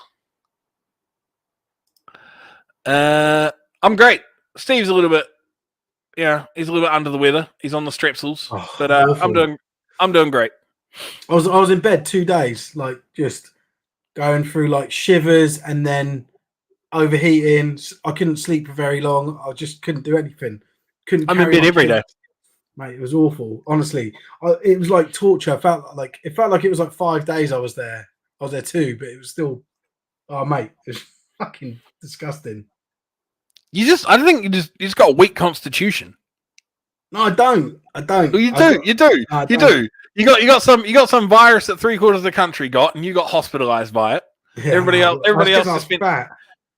just spent time on the couch, and you had to go to fucking hospital and get all these tubes and everything in you. And then now you get a bit of the man flu, and you're in bed for 2 days, can't hold your kids. Oh, mate, I feel for Bex. She gave it to me. She had it before me. Yeah, and she probably just walked it off. No, she didn't. She was bad too. You get a sniffle, and it's the end of the fucking world. You got weak constitution. I don't have a weak constitution. Your body's a shit house. That's why you haven't played a game all season. You signed up to play football. You signed up to play football, and then you got a sore hammy. And then... What was it? It was my quad, then my calf. That's what happened. Oh, it was your quad. Sorry. Yeah, tore my quad and then tore my calf. So somebody else at the Pompey Games messaged me and told me that old Jim Briggs has something stuck to his shoe, and it's the most exciting thing to happen in this game. So good old Briggsy. All action in the. Mate, no one is posting online about stuff. Hey, Darren.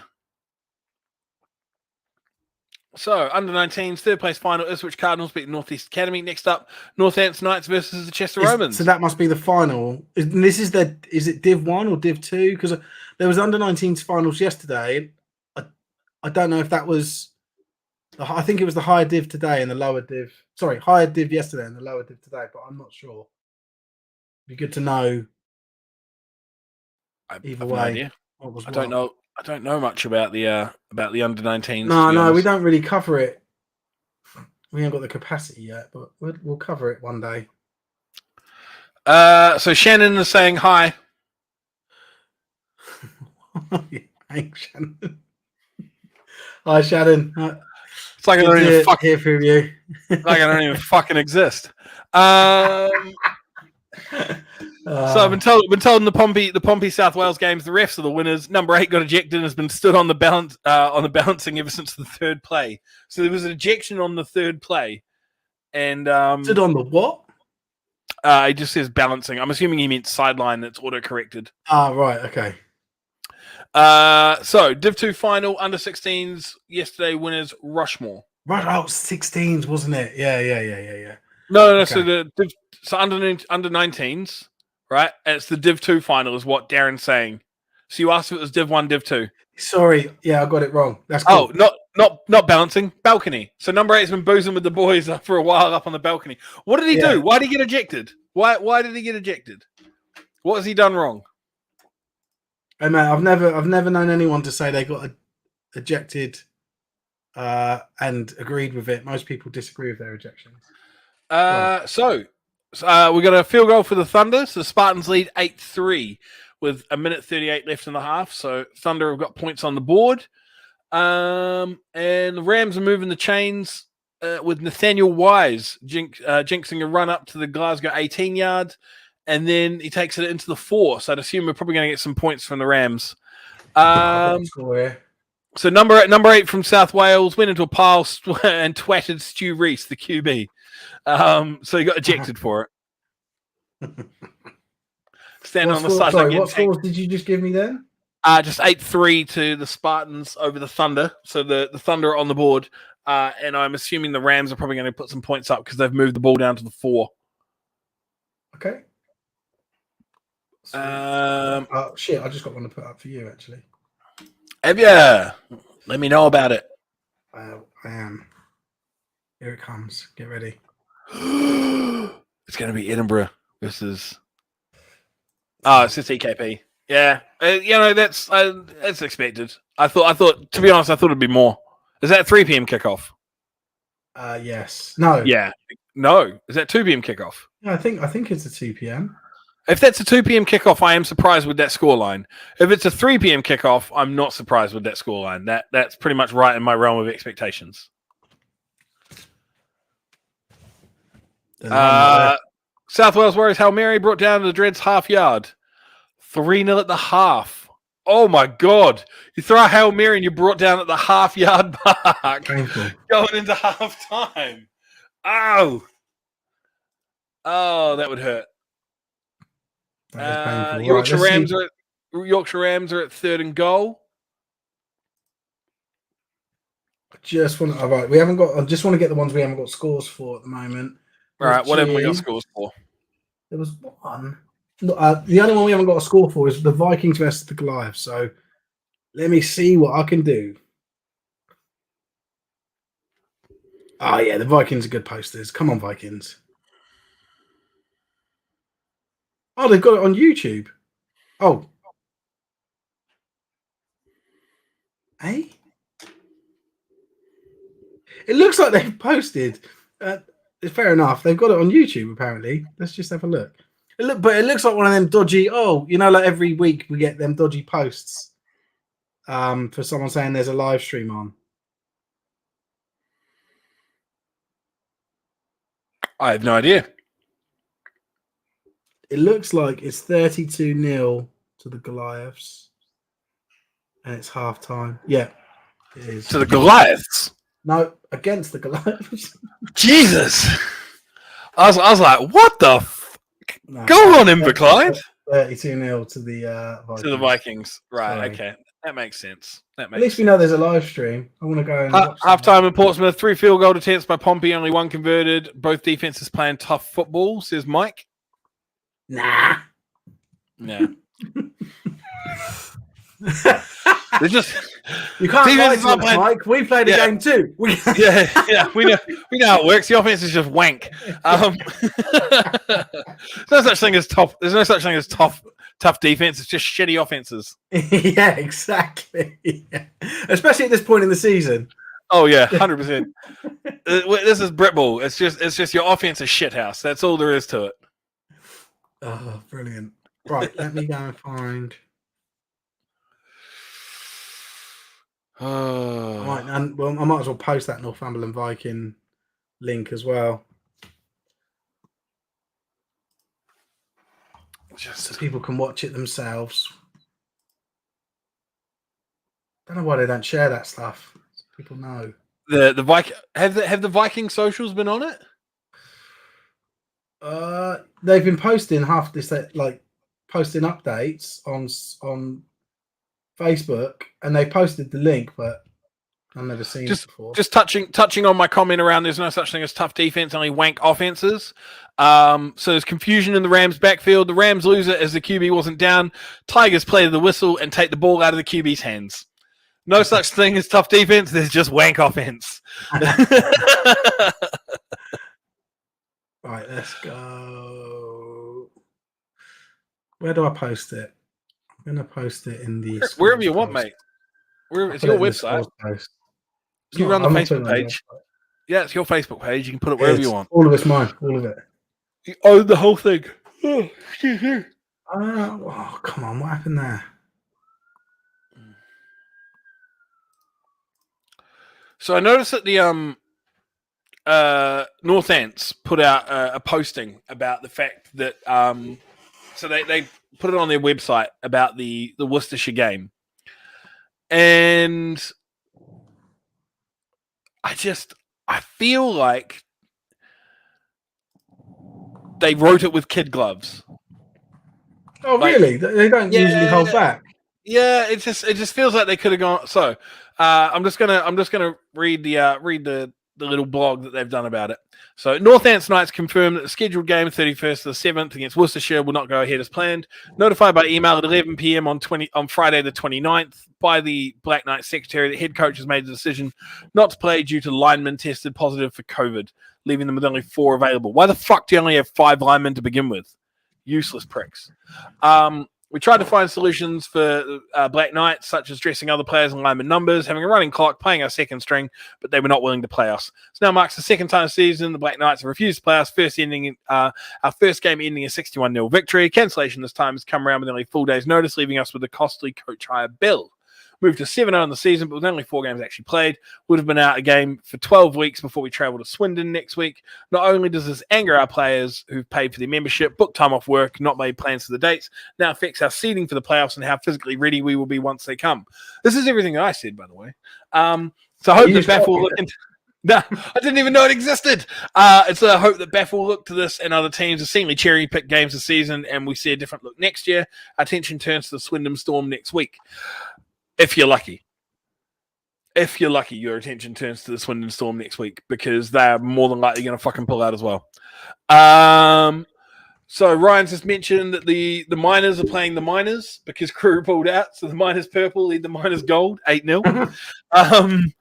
And I've been told that the Portsmouth game, the Portsmouth South Wales game, is the most Div 2, Div 1 game that someone I know has ever seen. Actually, it's someone that we both know. There could be a lot of people. A former contributor for a certain Facebook page that we were members of. Moved coaching, always done coaching, specifically the offensive line. Oh, I think I know that is. Well, you should. I gave you some pretty obvious clues. He's just sending me some messages, and he's just said most Div 2, Div 1 football game he's ever seen. So let's hope both teams get fucking relegated then, eh? How does that sound?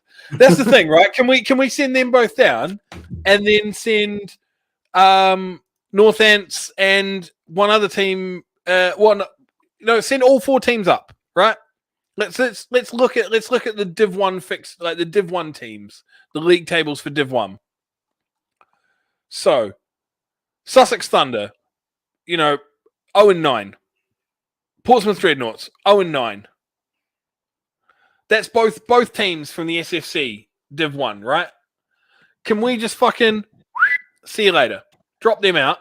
Like, do they both? Is there 1 relegation or 2? If there's only 4 teams playing in the playoffs. So we got told before. I think it's just 1. Nah, see, fuck it, cut them both. There's 4 teams in Div 2. I think there'll be a reschedule. I think not reschedule. What's it called? Rejig? Restructuring. Jesus, I think they'll restructure. Right. Okay. So half-times, Hornet Stallion, same score as before that Jamie mentioned to us, which I'm just going to scroll back up and find it because he did tell us. 6-0. Hornets lead the Stallions 6-0 at halftime. Sweet. Yeah, at the moment, right? So in the Div 2, in the Div 2 South, we've got 4 undefeated teams. in the Div 1 South, we've got 2 winless teams. Both of those teams, gone. See you later. And in fact, the Saints are going to be fucking 2-7-1. So you can almost say, yep, get rid of them as well. And then we've got 4 undefeated teams in Div 2. You got Bristol, Norwich, East Essex, North Ants. Bring them up. Cut out the fucking chaff. In terms of, so if we look at the Div 1 chaff, we've got Portsmouth, 0-9. See you later. Div 2. Sussex Thunder, 0-9. See you later. Div 2. And then I'd probably say Oxford Saints as well. You know, they're going to be a 2-7-1. Div 2. See you later. If the Spartans win this one, I'd say at 4-6 they probably deserve to stay. So 3 out of the 4 undefeated teams from Div 2 deserve to come up. The top 3 of those undefeated teams deserve to come up. And Oxford, Portsmouth, and whoever the fucking other woeful team was. Oxford, Portsmouth, Sussex. Like, Sussex and Portsmouth should be instant relegation for the fact that they've 0-9 or what's going to be 0-10. Like, just fucking see you later. We don't know. We don't know with Portsmouth, do we? You might be speaking too soon. Thought it was brave, the Breens saying both Sussex and Pompey would bounce back. Even if they go 1-9, like, just fucking get out of here. Because if they win 3-0, right? They've averaged 5 points a game or 6 points a game across 10 fucking games. Shows how efficient they are if they win a game with that. I gotta say, I don't think we had much respect. Efficient point scoring. Yeah, have had respect for a bunch of lads that the 15 that have turned up to 15. Jesus Christ. What about player safety? I hate it. I hate the phrase. No. I'm saying it as a joke. Please don't think that I mean that.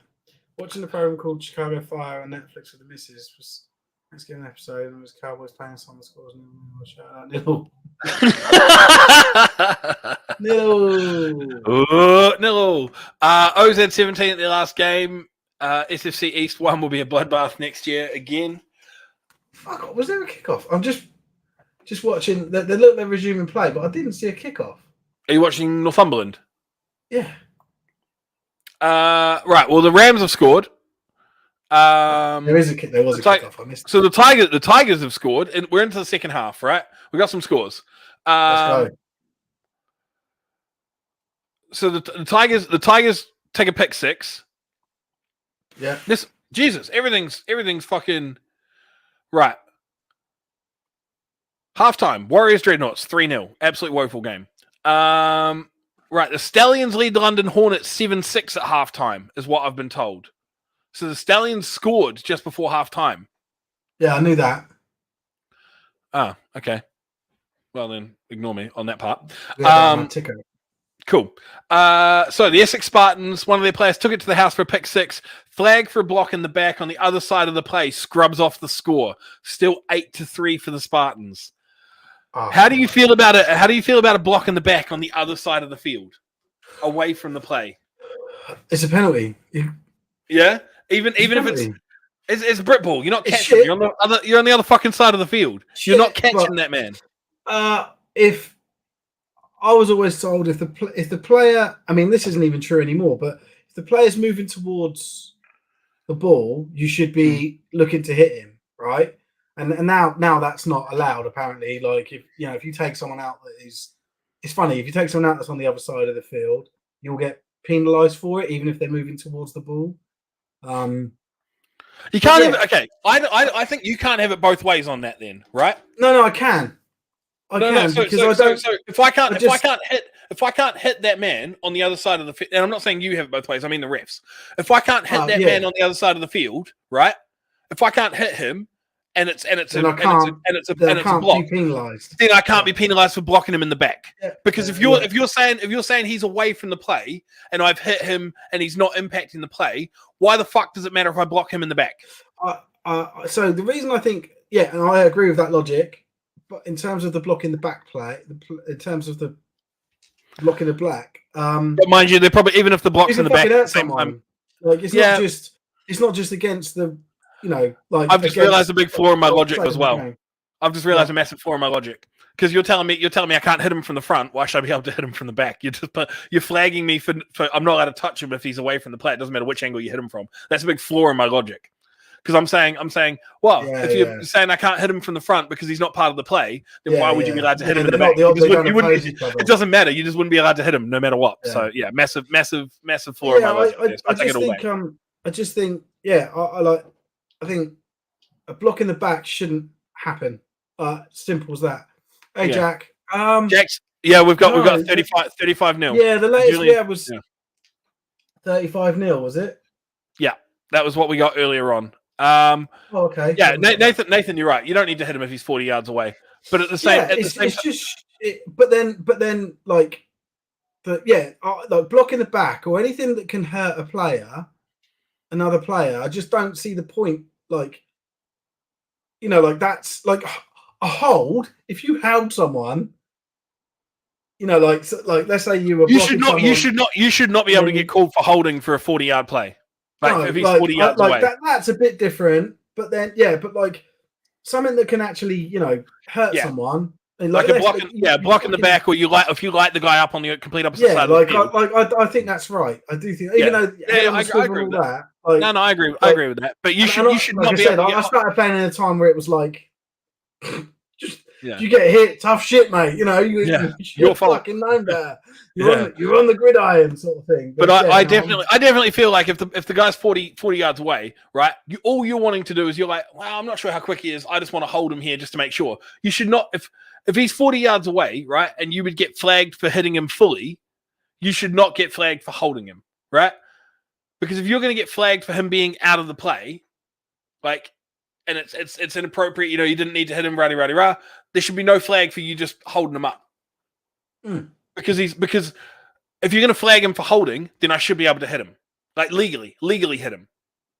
Yeah, like an actual block. It'll be a hard block. No, that's what I think. I don't think you would get flagged for just you see like the receiver, cornerback. They just sort of tussle with each other. I don't think that sort of thing would get flagged. That sort of blocking, but I think a block where you're taking an angle and dropping your shoulder into him and knocking him back, that would get flagged. So Nathan's asked, holding or impeding his pursuit, both. Like if I can't light the guy up, I should be able to stop. Impending his pursuit, just standing in his way. Is that what that means? It's kind of like where you run side by side with him and you're running in front of him and shit and you're slowing him down. But Nathan's asking, am I holding his jersey or something, like actively fucking holding him? My point of it is, right, hard blocks are a part of the game, right? If someone's near the play and they get lit the fuck up, right? As long as it's legal, it can be a hard block. But if you're going to flag me for sort of inappropriate, it's like unsportsmanlike conduct for targeting or something on the other side of the field, where you're saying, look, he was nowhere near the play, you've hit him, it's completely inappropriate. Then I should literally be able to just hold that dude's jersey and stop him from running because he's nowhere near the fucking play anyway. If I can't hit him, I can hold him. That's my point. That's my take on the matter anyway. Yeah. What? So, literally grab his jersey and just hold him back. Yeah, just hold him back. Because you've told me I can't hit him because he's not part of the play. Right? You've told me if I hit him, I'm getting flagged. Yeah. So you've told me he's not part of the play. So if he's not part of the play, why can I not just fucking hold his jersey and just make sure he's not part of the play? Yeah, I get it. It's not like it's a safe way of dealing with it, unless your holding ends up, unless you grab. Oh yeah, I'm just no. I'm not talking about any of that. I'm literally just talking about just holding his jersey and just stopping him from running. Yeah, like holding your arm out and just grabbing him. Yeah, literally just grabbing his pads and just holding him still. Just holding the back of his jersey. Yeah. I don't see a problem with it. But then there's always I imagine the rest of the point to this. You don't let's say they get you 40 yards away. That play could easily come back and swing the other side of the field, right? Like let's say you are one sideline to the other, there could be some sort, the lane's all closed down and you've got a really nimble back and he just managed to duke his way round, runs 20 yards the other way and then you've just blocked someone in the back or held them. Yeah. And then that's true. a problem. So yeah, I mean the block in the back, I think it's a bitter pill to swallow, but then I think, but then it's funny we say that, right? Now I don't know if you watched it, but when we played Solent last week, we had a TD called back because our QB jumped in the air did like a jump for a duke and then ran in for a touchdown, but he still had a man in front of him that could have tackled him. It wasn't like everyone was behind him and he was showboating. He sort of jumped high in the air and then ran in. And the ref flagged him and said that was taunting, and we were going nuts about it. But it's like so with one application of the rule, like the ref was like, well, this could have happened. So, like one application rule in terms of blocking in the back. Oh, this could have happened. So that's why it's a foul. Well, the side judge said to us, well, he had a clear path to the end zone. He should have just ran straight and not jumped. Okay, we were like, what the fuck, mate? Like what? So you now tell the players how to play? Do you? Like, that's ridiculous. So I don't mind what the rules are. They just need to be consistently applied for all types of play. Quick couple of score updates. Birmingham are up 31-0 over Holton. Holton. And the Rams are up 21-7 over the Tigers. So it looks like it's a strong showing from the Tigers this time out. I think last time these two teams played, there was a bit more of a gap. I want to ask you about a hit that's a few years old. This hit is 4 years old now, right? And I'm going to share my screen.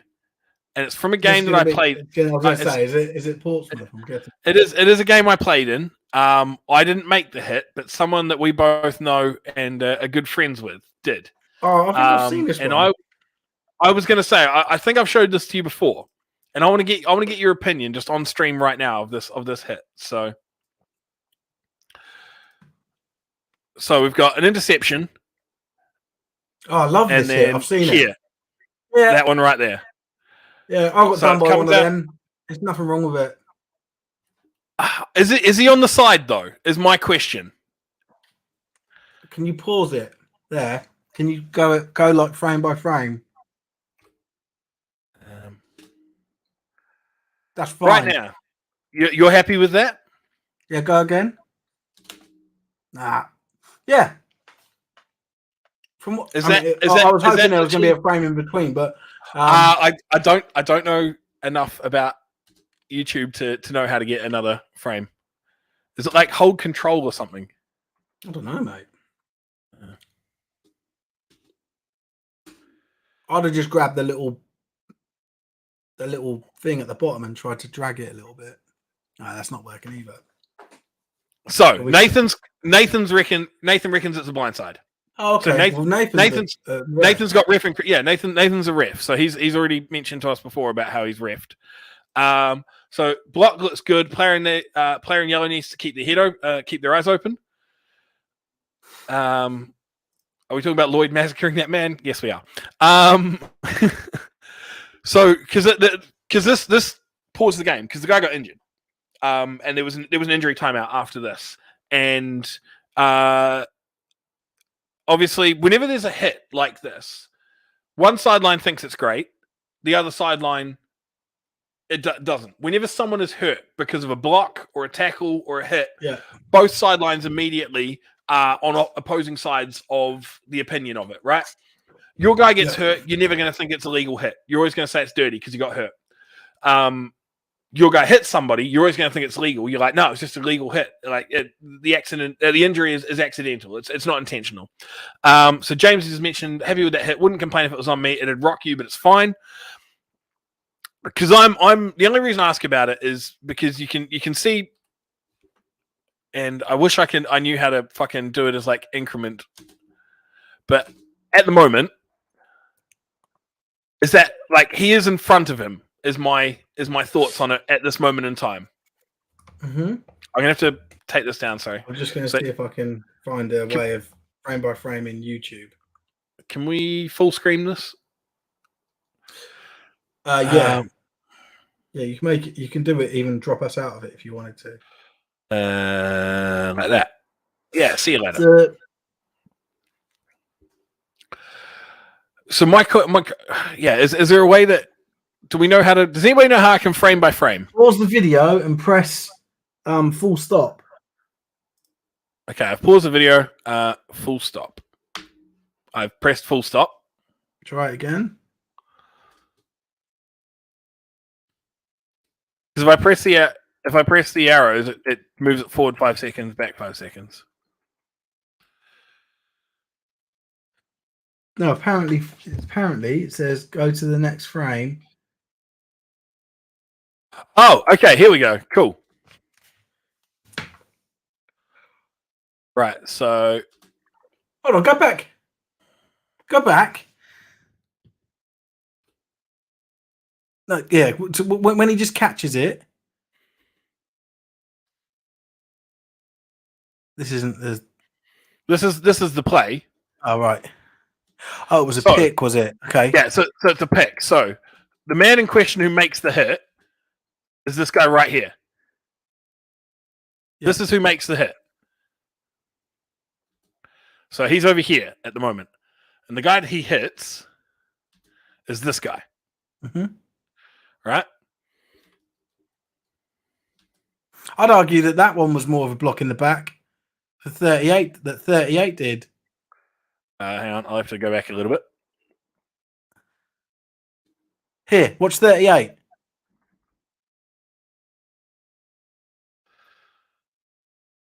That's definitely a block in the back. Yeah, okay. So yeah, okay, cool. So anyway, yeah, let's that wasn't seen or whatever. Yeah, go on. Let frame by frame this. I think that's fine, man. I don't like, and I know we've got. It's good having Nathan on. Nathan, can you give us the definition of blindside? So you have to airplane block now, don't you? Remember there about being a rule change about against the momentum of play. Cheetah's player was watching the ball, and Pompey player comes in from blindside. Also, is first contact with the helmet. I'd argue shoulder. CFL outlawed this hit if you're in front of like the Portsmouth player is. This is now a penalty in that league. It probably should be across the board. Dangerous play is what David's mentioned. So what they're saying is the type of hit is the problem, not so if it wasn't like if it was just slowing him down, putting your arms out and just like preventing him from getting to the ball, that'd be fine. Yeah. So Nathan's just mentioned he's got the rule book at home, so he can't give us a full breakdown of the rule. That's cool. So, I just need to.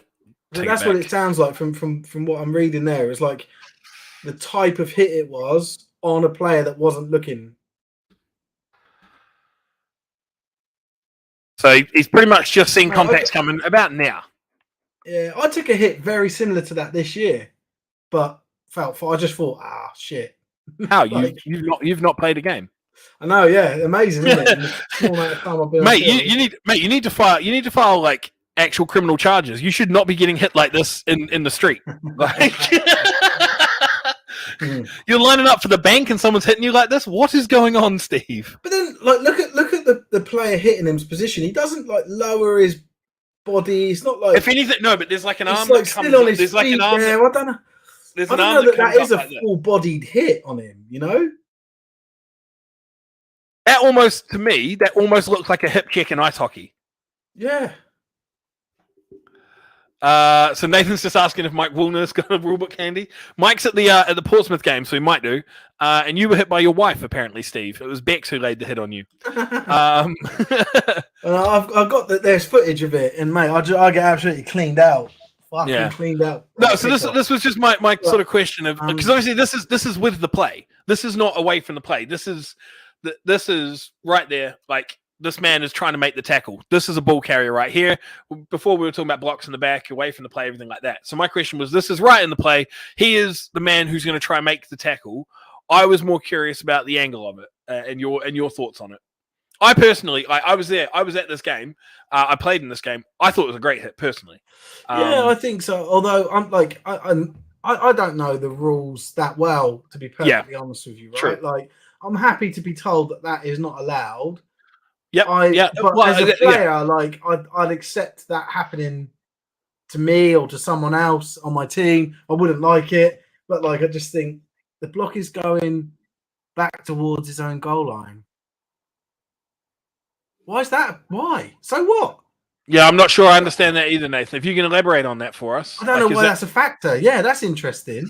Is that because it's a blind? Because obviously one's coming back so Lloyd's going back against the run of play, and the play's coming downhill. So is that? Yeah, but well, they both started the play going different directions. Now they're just changing direct. Like they're both doing the same thing. No, but I think that's a thing that's come about in the NFL. Is it's when you're running against the flow of play. So it's you're coming back on the ball. So, right. So you're coming. Like so. This player is never going to be looking for Lloyd. So he's always going to be like he is always going to be running a line like this to try and make the tackle.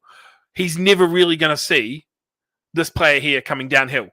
Yeah. Like I know we talk about head on a swivel and everything like that, but because he's coming back towards his own goal line, he is never really going to be looking for him because it's against the run of play, which I think has become a big thing in the NFL, is what they've been cracking down on recently. Yeah, but is that? Yeah. But is it a big thing in our leagues? I don't know. Yeah, I'm not too sure. Yeah, I just to me that looks like a great block, but that's what I mean. I'd like to understand this whole blindside thing and what this rule is. Yeah. I mean, the fact that the players got injured does point towards it being an unsafe block or something they don't see. My opinion on injuries is whether a player is injured or not should never factor into the legality of a hit. Like if a hit's illegal, it's illegal. A hit should not be ruled illegal because it hurt somebody. Like the outcome of the hit. If there's a group of evidence where over time these types of hits are injuring people every single time, then of course, but no. I'm talking about on an individual basis. Like when you're ruling something right now. Like if more evidence comes out and it means that a specific type of hit is becoming ruled illegal and there's a rule change because of it, yeah, absolutely. But what I'm saying is on the field, a referee should never be influenced over whether a player is injured or not on that specific hit. Right? If the hit's illegal, if the hit's illegal, it's illegal.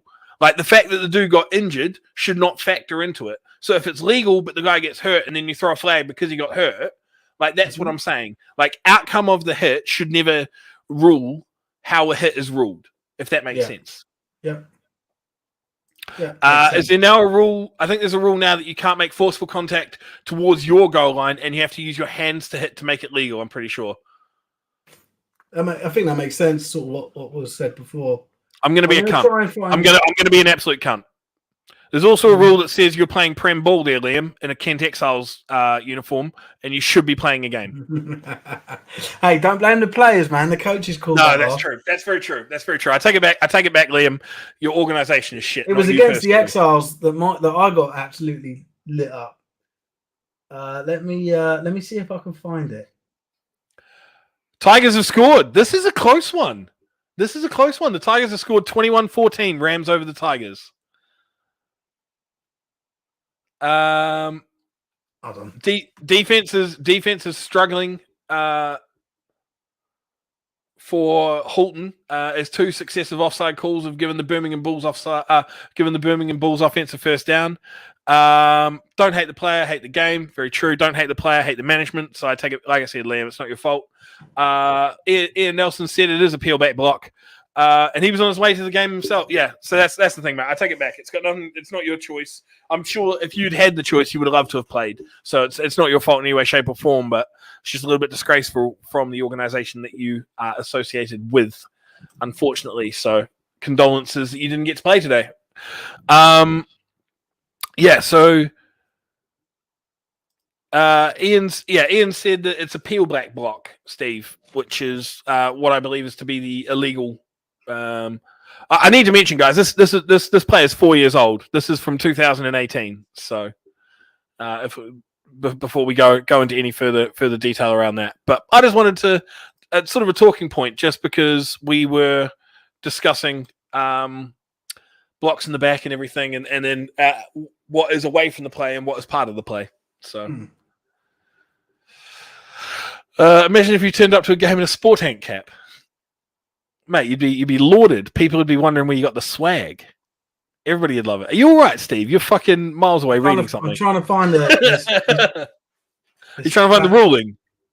No. The footage I was telling you about where I got absolutely nailed. Oh, right. Okay. So the Bulls still lead Holton 31-0 at the end of Q3. So coming into Q4. Excuse me. I do think it's ridiculous how injury is factored in. Just because someone doesn't hurt doesn't mean it's bad or illegal. We don't play this game to tickle each other. Exactly. That's the point that I was making, James. Is the outcome of a specific hit, be it defensive or offensive, should never factor in to a referee's decision of how they are ruling on an individual play. Like, just because a hit has resulted in injury, you shouldn't be flagging it, or you shouldn't be unless it's illegal, obviously. Injury should just not be a factor at all. So Nathan says, "Is it in color, Steve, when you got lit up? Have you?" So Liam's just mentioned that in 2018, the peel back rule wasn't in place, meaning that Lloyd's hit would have been legal then, not legal now. There's a vid explaining the new rule about it BAFRA put up during lockdown. So, peel back rule came into place in 2020 by the looks of it. Oh, cool. We'll have to look at that. It'd be good to understand that rule. Yeah, definitely. So 7 minutes left in the Yorkshire Glasgow game, and 7-point game for that one. And there is an injury timeout as Yorkshire player Nathaniel Wise is injured. Oh. Fuckers. We go live to Steve for his reaction. I can't find any of the special teams plays. It was on. No one cares. No one cares. Who were you even playing for? Were you playing for Bristol? Were you playing for Rushmore/Farnham? Oh yeah, this is Bristol. This is this year. It's only like a few weeks back. What did you play against? Have you played in a game this season? Yeah, I've played in a few. I legitimately thought you hadn't played a single game all season. Oh yeah. I've been featured in a few. Oh, not like I wouldn't say. That was the whole reason. That was the whole reason I was leaning so hard into the fact of you not playing, because I literally thought that you had. Yeah, I haven't. Yeah, I've played. I haven't played loads, but yeah, I've played. So Lucy's asked if we got any updates on Bournemouth versus Hertfordshire. We're in Q4, and I think, are we still the same score, Russ? Are you able to confirm that? Oh, they just got a field goal, the motherfuckers. Oh, right. 8-point game. 8-point game. Yeah, bastards. Right, okay. Russ, if you're able to confirm the score there for your game, please, if you could, for Hertfordshire versus Portsmouth there. I think last one that we had was 6-0 or something. What have you got on the Hertfordshire versus 6-0, yeah. Q2. Yeah. That's what I got. So we're into Q4 now. Just wondering where we're at with that score. I'm wondering. What other score? Have we got any other score? Oh, yes. 22-14. Yeah, and then also the Tigers 21-7 now. 21-14, sorry. 21-14. Got that. Right. Rams have resumed play, and now there's another injury. So it's not looking great. Got a few guys injured there, which is not what you want as you're coming into playoffs, as they look to be. Because I'm just looking at the NFC 1 North. Actually, I think the Rams might miss. Just looking at this, because this will be their last game. They've all played 10 after this week. So EKP is in the driver's seat, so they'll go to 9-1, and then Northumberland's in the driver's seat in their game, so they'll go to 8-2, and this will take Yorkshire to 7-3. So, being third in their division, they will miss. So, unfortunate there for the Rams this season. Yeah, it's been good. Man, it's been a good season for them. It's been a very good season for them. Right, let me see if I can get the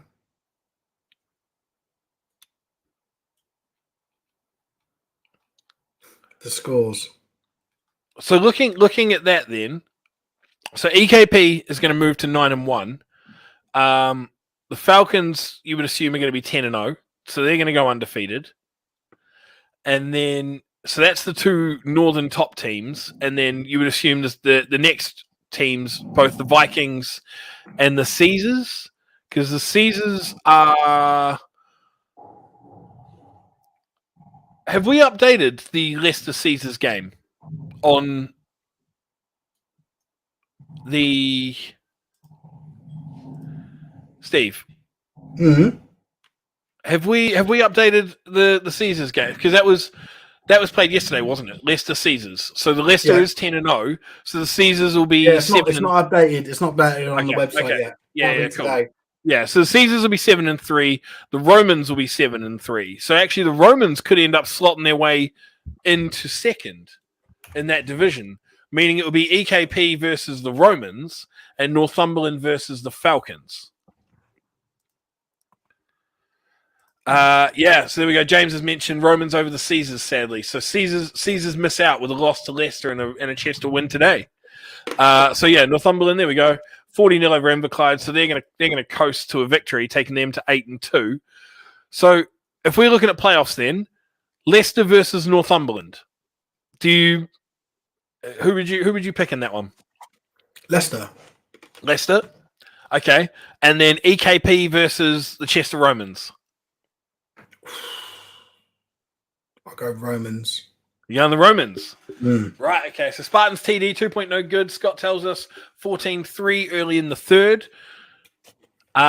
Nathan's picking Leicester by 28 over the Vikings. So you'd pick the Romans over the Pirates then, meaning you'd have a Leicester-Chester final, and then obviously Leicester you'd assume they'd win that as they've beaten Chester twice this season already. So then Spartans TD good. TD 2.0 good. 14-3 in the. They were 8-3. It was 8-3 to the Spartans over the Sussex Thunder. This is not Holton Spartans. This is the East Essex Spartans. I was like, what? Okay, cool. So 14-3 East Essex, or is it East Essex? No, it's just Essex. No. East Essex Sabres. Yeah, East Essex Sabres. Yeah, Essex Spartans. Sorry, over the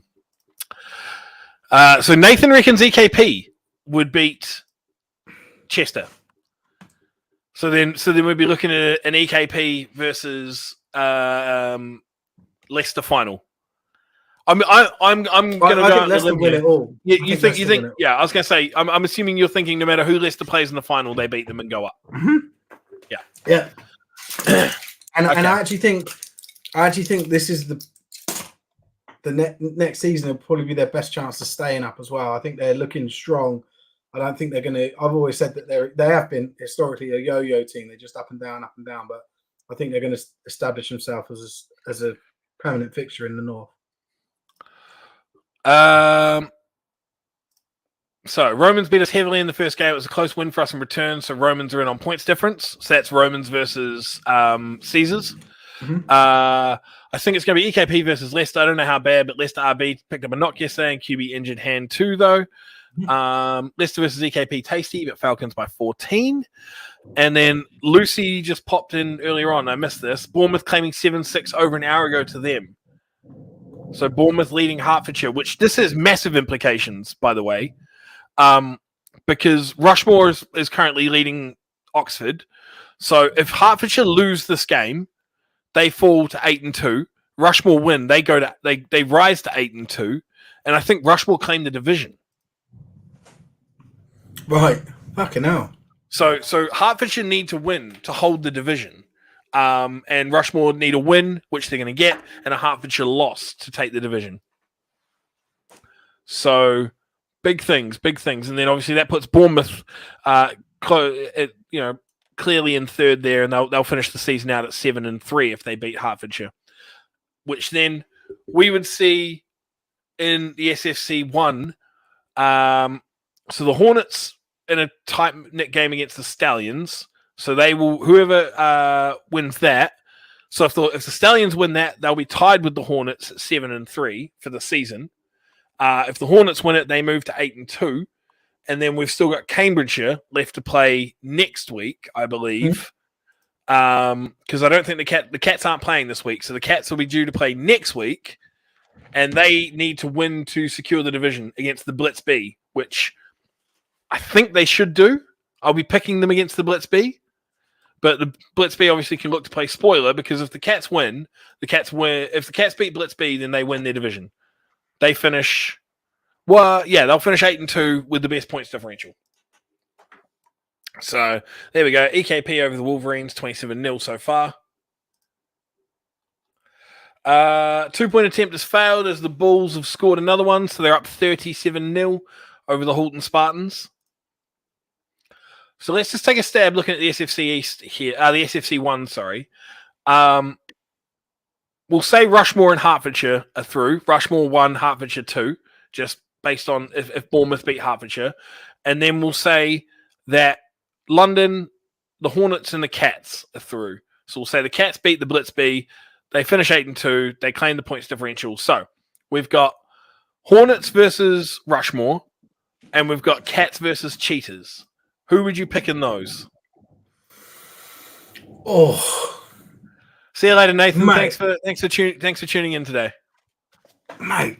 Hornets versus Rushmore and Cats versus Cheetahs. I know, right? See, that's the thing. Like, you look at the North. Yeah, you look at the North and you're like, oh, Leicester beats everybody. You know, Leicester gets promoted. Like you look at Div 1 South and you're like these are all four teams that should finish 8-2. So they're not unbeatable. They're not infallible like Leicester's proven to be in the North, where you put somebody in front of Leicester, Leicester's kicked them out of the way. These are teams that can drop a game, they can lose. I think the series between Rushmore and Hertfordshire was split, so they won one apiece. Yeah, but Rushmore were in form, so I'd back them. And then you'd back Rushmore over the Hornets. Okay. And then I'd back the Cats over the Cheetahs, right? And then you'd be looking at form. Of course. Now this obviously depends on the Cats winning next week against the Blitz B as well, because if the Cats lose next week, and it also depends on how the result goes between the Stallions and the Hornets today as well. So there's still a few contingencies in that division, and then also the Bournemouth Hertfordshire game as well. But let's say if it comes down to Cambridgeshire Rushmore. Oh, mate. For promotion, who takes the Olympian spot in the Prem? Yeah, man, that's a tough one. Now these are two teams with a history as well. Cambridgeshire, Hertfordshire, and Rushmore all have a history. Because if you remember, all before the extra divisional split out, all three used to be in the same Div 1. We played when we were making the run to the Prem.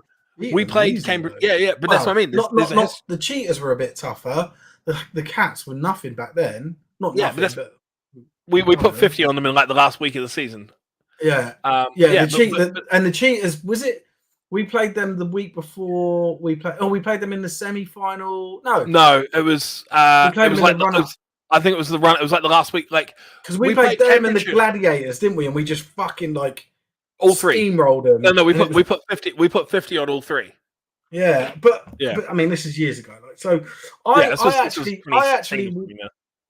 actually, as much as I love Rushmore, but I think I'll back the Cats. I think I would too, just based on form.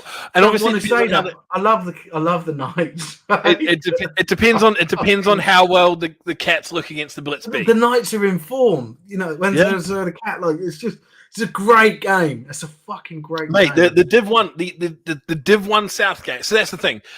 Div 1 and Div 2, the top of those two divisions in the South look great. You know, you've got the four undefeated teams in Div 2. You've got Norwich, East Essex, North Ants, and and Bristol, right? They're the top of Div 2 in the south. And then you move to the top 4 teams in Div 1, where you've got what looks to be Rushmore, Cambridgeshire, Hertfordshire, and I've just forgotten it. London, Hornets. The Hornets, yeah. Yeah, depending on how they go against the Stallions. The Stallions could end up being factored in here, and there's a lot of contingencies happening with what happens this week and next week. But then you move to the north, and it's like you look at Div 1, it's like, cool, it's the Falcons. Like, they are just a clear cut above. But the thing, right, so yeah, they are. And the confidence that I've got in the Falcons to obviously go up and stay up, I don't have in any of those South teams. It depends. To be honest, mate, it depends on what happens with Kent. In my opinion, it depends what happens with Kent. Like, I'm just watching this stream because it went off. And is this Northumberland? I think I wonder if the Goliaths have thrown in the towel. Yeah, or it just was technical difficulties and they've just gone offline. It looks like they haven't thrown in the towel. It looks like it's just the stream cut. So the Rams have scored again, and then with the 2p conversion as well. So 29-14. 29-14. Yeah. And the Bulls have I don't know if I told you this, but the Bulls scored 37-0 over Holton. Yeah, I knew that. Okay, cool. Oh, no, I didn't know that. I knew 31. Sorry. Yeah. So 37 to 0 there for them. And Tyler Broad from the Yorkshire Rams has now gone over 1,000 total yards for the season. Well done, Tyler. Yeah. What position is he running back, I'm guessing, to say? I actually have no idea, but I've talked about him so much this year. Like, because Yorkshire has an amazing Twitter. Like, they are so on it with their Twitter. Yeah. And they are like a play-by-play sort of thing. Yeah. And his name has popped up, we're talking 5, 6, 7 times every week. Every game. Yeah. So I thought he was QB to start with. But he's an offensive weapon, is my understanding. So Giuseppe's just asked if we've got a current score in the Blitz Bristol score. Last we knew, it was 22-14. The Blitz over the Aztecs, as the Blitz had just kicked a field goal.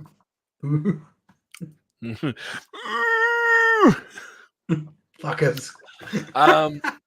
Yeah, so you were just mentioning you've got faith in the Falcons to go up and stay up. Now, is that also tied into the fact that, Sandwell's coming down and you don't see like any other team, because we've already said here, looking at who they would play, Leicester, like we've said it would probably be EKP they'll play in the final. Is that because you just don't see EKP or Sandwell being on the same level to then? Or is it more, do you think Leicester is going to be on a level above the Giants as well, and they're going to be up there with like the Nighthawks and the Wolves? Yes. Because if Leicester's not coming down next year, you'd have to assume it's probably Sheffield coming down. Yeah. Or maybe Merseyside. Or the Nighthawks. I think Leicester would finish above both of those teams in the league. But then you say that, aren't the Nighthawks beating the Wolves at this moment in time? Yeah, they are. Like the last thing. Yeah, I've been trying to check my phone to see. Yeah, I stand by it though. Like, but what I'm saying is, do you? I've got a full update. Oh, what I was going to say is, do you put the Wolves in the same basket as the Nighthawks in that bottom tier then of Div 1, or do you think? The Wolves! The Wolves! Let's go, Edinburgh. Why put the Wolves in the same basket as you said? The Wolves is Edinburgh. I don't think you meant that. No, what I meant was Merseyside and Sheffield. I think they're better than both those teams. So do I. I think the Falcons are a similar level. So you would then. Although I think the Falcons will get better next year. If it's a 6-team division, you would say Manchester. Teams? Yeah, 6 teams. Yeah. So you would say Manchester, Tamworth, tier break. Edinburgh, Leicester, tier break. Yeah, the Falcons with they could potentially break into the top 2 first year. Really? They could. Knights are running away with this one through Harvey Macy. So second Harvey. rushing TD. Well done, Harvey. Yeah, that's the thing with them, right? Like what? Why do you think? Why do you think that Leicester suddenly becomes? They're a fucking good team, man. Like they're but we're talking about two of the best teams, like two of the top three teams in the country right now. What puts Leicester on the same level? Well, the fact that they're that good, like I'm saying potentially, I think that's an overperformance for them, but they could do it. Yeah, but so what changes, right? So obviously their performances in Div 1 have been good, right? They've been putting 50 on pretty much everybody, right? But I say if you put Tamworth or Manchester in Div 1, they put 100 on everybody. So are you agreeing with Danny? Yeah. Is this what puts Leicester into the next part? You think like have they got a current influx like at the moment, or have they got them coming? They've got them already. I don't know anything about Leicester, like what they've got planned. I would imagine that if they get into the Prem, they would get even more. They get more, right? Okay, that was what I was trying to get you to say. I was like, what is taking them from being an entry level Prem team to because potential? I'm saying, like, I'm not saying that's definitely going to happen. You just get this Knights one in. It's just there's oh my god, the Knights have recovered another onside kick. What the fuck is Oxford doing? That's what 3, 4. There's got to be something that they're exploiting in Oxford. Well, no shit. It's called a big fucking hole with nobody in it. That's crazy. Wow. It's called bad coaching. They are exploiting bad coaching. The Falcons have a lot already. Yeah. Pick six! Come on. That's the defense with a second touchdown. Woohoo! Tell me it's a D-line, Chris. Tell me it's a D-line. Oh, my God. No, I reckon it's one of the cornerbacks. I reckon Tappy. He's fucking unbelievable. But my question is, we've seen this American story play out before, right? We saw it with Bury. Do you remember? Lovely little army base. Oh, I'm not saying it's a sustainable model. It's not, but I think they've got a few more glory years left in them. Yeah, but my question is like at the moment, Tamworth and Manchester are two of the top 3 teams in the country. Like that's not me speculating or anything like that. Like that is just pure fact. They in London, two of the top three. It's them in London. That's what it is. Yeah. Like there's no. I'm not gonna sit here and have somebody try argue that point with me. D-line, yo. Rich Carr, the big. He's got 2 TDs. Yes, he scored. He scored as many as your offense. No, he scored more than your offense. Yeah. He's player of the week, Rich Carr. Britball player of the week, Rich Carr. That's all there is to it. I don't give a fuck. 2 defensive TDs, 1 pick 6, 1 fumble. Pick 6 and a fumble 6. Yeah. Oh, fuck's sake. Did they go for 2, Chris? Chris, did they go for 2? They must have gone for 2. Aztecs D-line carrying it. Love to see. You do, mate. Doesn't matter if it's the Aztecs. Doesn't matter anybody's D-line coming up clutch. Yeah. We applaud a D-line. Oh, we love the Hogs. We love the Hogs. Yeah, man. Well, no, Hogs are O-line. Dogs is it? I thought it was just fat boys. Didn't matter who they were. No, Hogs and Dogs. Oh, Hogs and Dogs. Right. Yeah. Okay then. Wow. Love them all. All the chunky monkeys. Love to see it. we are didn't get the 2. 9:20 left. Oh, come on. Down by 2. Mate, Gameday Live brought to you by Sport Tankers, 100% Team Hefty boys. That's all there is to say. Come on, boys. Come on. So the Rams Tigers. This game is coming down to it. Extension of the arm to get the ball over the line by the Glasgow Tigers, and it's now 29-20. 2 point no good. Woohoo! It's some good games. Holton has ruined the shutout for Birmingham. Visitors punch it in the end of the hopes of a shutout from the D. 2 point attempt is stopped. 37-6 Birmingham over Holton late in Q4. What someone said it. Let's not forget the last time. Yeah, I can see the picture. Oh, it's because it's from YouTube. The last time. The next The Knicks kicked off about Americans. Yeah, it wasn't. I don't think it was just the Knicks, was it? I think there was a few teams that kicked off, so they would refuse to play against them. But I think that's all been resolved, and they can play them. I think. Scared of them. Yeah, I know. I get fed up of hearing people moan about Americans playing. Americans being involved in teams. I think they bring so much to it. But I get you don't want to on the field. I think they should limit the number that are on the field at a single time, but not have to limit them. Not on a squad. In a squad or even in an organisation. Yeah, that's a different. No, I'm not here. I don't want to go into all that today. Dave says, "Let them all play." Yeah, I would. Leicester just fielded. Come on, just fielded. 11 Americans on each side of the ball.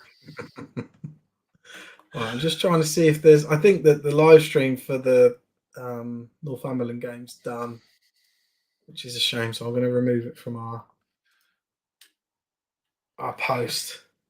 So my question is, I'm going to go back to it because we didn't really answer. Are you putting Leicester in the same tier as Manchester and Tamworth, or are you putting them in with Edinburgh? No, I put them with Edinburgh and say they've got a potential to go into that. Yeah. So that's what I'm saying. Okay, cool. So we got a clear tier. We got 3 clear tier breaks in. And I think right now, they would be there. I think it's fair to make the assumption that they will be as good or even stronger for next year. Okay, so cool. That's what I'm saying. Yep. And it's not easy to do that. But I'm saying that's where I think they'll be. So we've got. I see James's comment, and we'll put that up as well. So we've got Manchester, Tamworth, right? Tier break. Edinburgh, Leicester, tier break. Merseyside, Sheffield. Is that how you're seeing the Prem? Yeah. And then North. So Prem North. So then Prem South would be Warriors, tier break. Yeah. It is. It's a tier of one. They just kick the shit out of everybody else in the south. It doesn't matter. So you got Warriors tier break, Aztec Blitz. Mate, no, I think it's tighter than that. I think Solent should be included in that. Right. So Aztec Blitz, Solent. Right. Yeah. Tier break. And then Kent. We said Kent and Cambridgeshire. Kent and whoever comes up. We see Cambridgeshire coming up, so then Kent and Cambridgeshire. Yeah. But do you think there's a higher possibility? Well, do you think whoever comes up bounces is a yo-yo team? Yeah. So you see Kent staying. You see Kent staying, and whoever comes up is a yo-yo team. Yeah, Kent aren't a bad team. Again, do you see the O's? I was going to say, do you see the O's as a yo-yo team? Do you see them dropping down and popping straight back up? Yeah. Hate working Sundays, missed anything entertaining. Everything, mate. We fucking covered it all. From blindside blocks to my unending love for the Northants Knights, to my hatred for Swindon and Worcestershire, to Steve getting wiped out in black and white back in the 50s, to the fact that Steve's actually played a game this season. I didn't even know. Legitimately thought he'd been sideline bound, because every time you're like, I can't, got a game, you'll pop in the show later on and you're in fucking street clothes. So I'm like, well, he's obviously not playing. I get changed quickly when the game's still going. There's a couple of games where I tried to play and it's not worked. I just my injuries too, it resurfaces or whatever. So, but yeah, played a couple of games. So Holton obviously punched it in late in the fourth, 37-6. They're down 30 points and they've gone 6th. 30. I'll speak like this for the rest of the show if you want me to. Yeah. So Holton's down 37-6. They've gone for the onside kick and they've recovered it. How big are your cojones if you're going to be down 31 points and you go onside? That's great. I love that. That is fucking, do everything you can to get more points on the board. Don't throw in the towel. Yeah, fair enough. Yeah. Keep fighting. Anything further on the Titan Steel? It's a lot to fuck all, Jack. We know that. Is there anything on another score that I'm just going to pull up? Okay. Yeah, can you have a look for Titan Steelers for us, mate? Yeah, that was another one I was going to look at. Hold on. Ooh. Because that was 7-6 to the Stallions, wasn't it? So the Hornets have struck back. They've basically just changed lead 1, 2, 3 times now in that game. Ooh, mate, and that is massive playoff implications there for them. Because if the Stallions win that game, then if the Blitz B are able to upset the Cats, well, even if let's ignore the Cats Blitz B for a second. If the Stallions and the Hornets, if the Stallions beat the Hornets, they both go to 7-3, and then I think Hornets will still have a better points differential, and I don't know how much head-to-head plays into it. Oh gosh, is this the Manchester Samuel game? No, I was just looking at the Warriors Instagram, and they're sharing memes. Oh yeah. That take the piss out of the Exiles and the Olympians. Oh yeah, of course. And then they posted an image of everyone folding their arms and stood next to each other on the field, saying still waiting for Exiles, and then they've said going dark now. They always do that. They always say they playoffs they go dark. Yeah, sorry, it just made me laugh because it's sort of like a famous pastime now that they've made it. I've got a Romans up. I've noticed that they've shared posts from both Jordan and Kev. Oh, have they? Yeah. I didn't see who they shared them from. Yeah, they shared them from. They shared them. People are going mental about it though, which is fair enough. Oh, I do have I've got a score update on the Romans and Shropshire. And post that. As much as we're not a fan of bum teams, these games are crucial for the development. Latest in the group chat says 51 Titans. That's probably about right. I'll put that in there.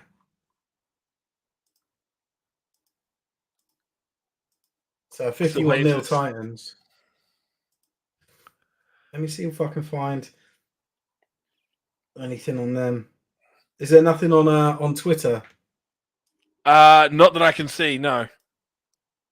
The thing is, I don't check Facebook, but Facebook. Mate, probably... I see what you. I'm tempted to just share these. What? Like I'll share I'm on the Warriors Instagram. Oh yeah, share them. I don't mind. Yeah, mate. These some of these are not bad. Yeah. Oh, I'll share this this one as well. But this is what I mentioned it earlier, but didn't put it up. Let me just put this up first, and then you can share the other ones.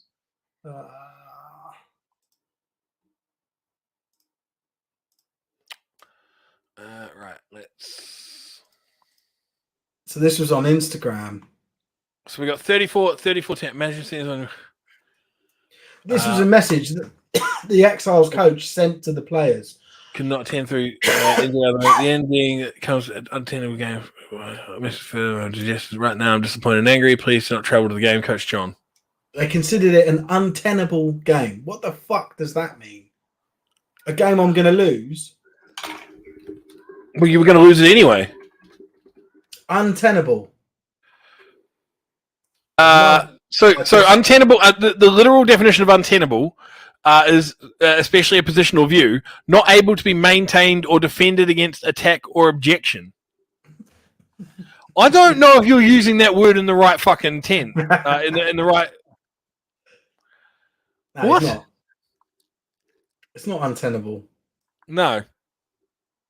Not in the way that you're trying to think. Jesus. Right. Okay. Just on the let's just have a look at the Warriors. Just throwing some shade here, right?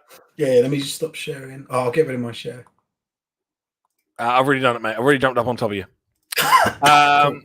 So we got this one here. Game forfeited. Another day in the life of a London Warriors player. London Warriors getting ready to play when they receive communication from the opposition. It's a lovely spinning clown here as well. And another one. Basher official. Do you want to say about this? Waste of time and money for the London Warriors players. Exiles and Olympians should be relegated. Well, O's were already relegated anyway. Anyone planning ahead to the Warriors game? Second day in a row. Blah blah blah. Exiles not turning up again. It's just Jose Mourinho not happy. As much as we're not a fan of bum teams, I love that. Just these games are crucial for the development of our younger players, especially our own development as players, coaches, as players. Players, coaches, and Gameday staff sacrifice a lot for these games, being told on the day teams are forfeiting. London Warriors calling for action. Baffer just shielding the Olympians in Kent there. That's actually a good one. A lot of those memes were out of context, but that's a decent one. Oh, yes. And then just some things of practice. Yeah, they just used it as a practice session. I knew that. Still waiting for the Exiles. Yeah, that was the one that, and then that's the one that's, they share that. Oh, Kev shared that one. See, I didn't see that. 2 weeks in a row, no game. Needs something to be done. Meanwhile, still waiting for the Exiles. This one, I loved this one. Both teams are a bunch of clowns. The ones who didn't turn up to both games better not think about playing next season.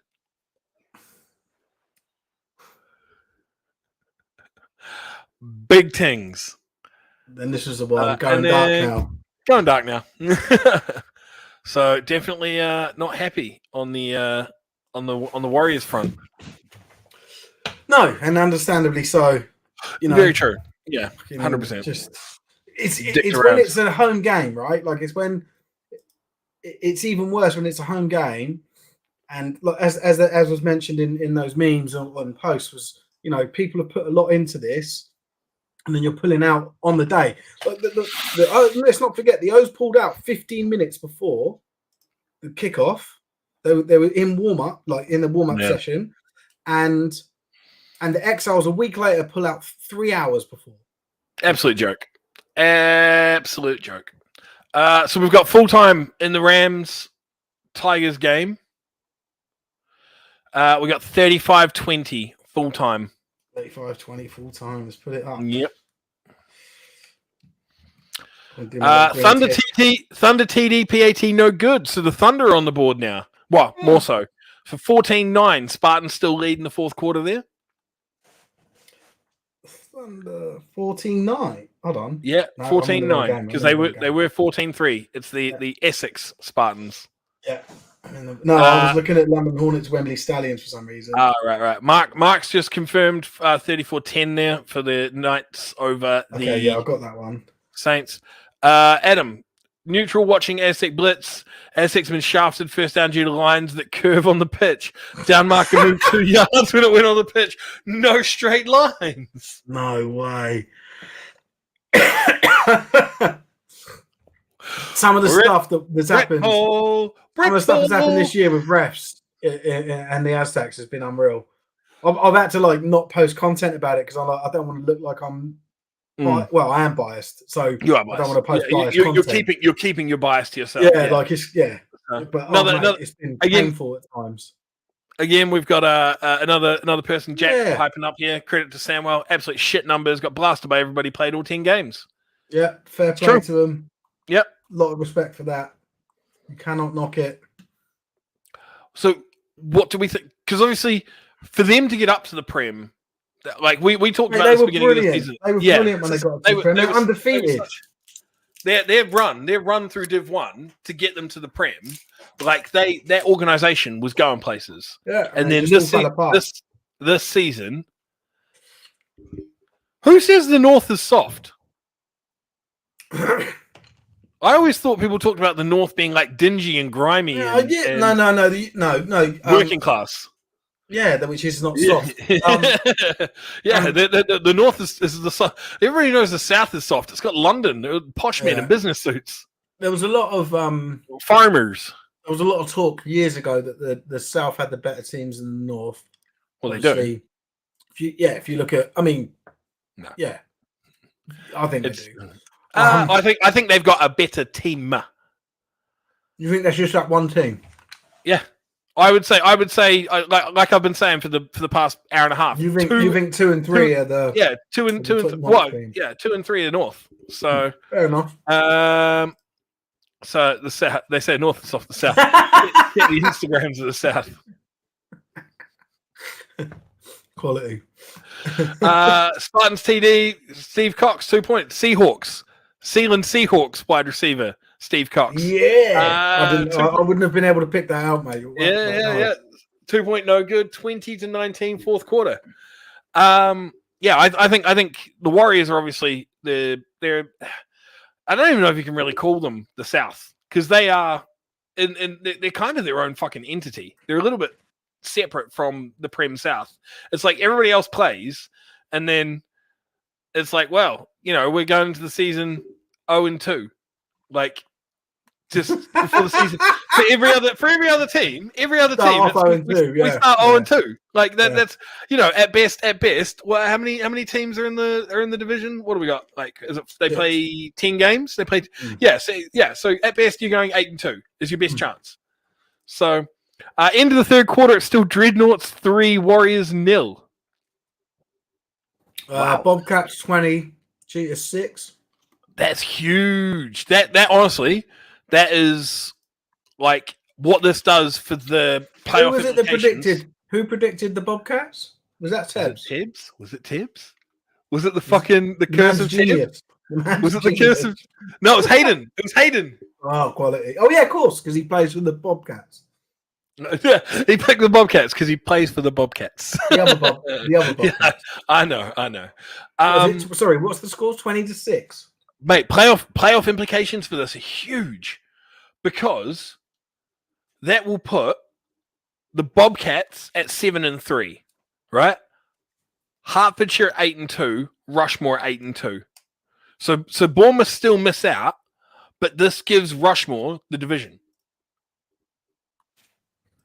Tabs has loved an outrageous pick this year. Yes, he has. This gives Rushmore the division. Yeah, because Rushmore's going to beat Oxford.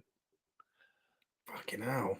So if it's based on points diff or points for, if it's anything to do with points, right? Rushmore takes the div with their win and the Hertfordshire loss. So now Hertfordshire go from possibly playing London to having to play Cambridgeshire. Say that again. Rushmore go for that. No. So this is what Hertfordshire would have originally had to play London. They'll now have to play Cambridgeshire, providing Cambridgeshire beat Blitz B next week. Oh, here we go. 20-19. Russ has just popped in. So Hertfordshire head coach. What a game! Jesus. We had 20-6. 20-6 was the score. Well, that's what, according to the Bobcats, haven't wanted to update the Instagram to show that Hertfordshire scored twice. Unless they just fired in too quickly. I'm going to check the Instagram. So Julia's just asked, Titans 35 or 51, anyone know? And Jack has just mentioned that the Titans are 51. So is that 51-0 for the Titans over Samwell, yeah? I'm assuming it's a nil. Yeah, I assume so.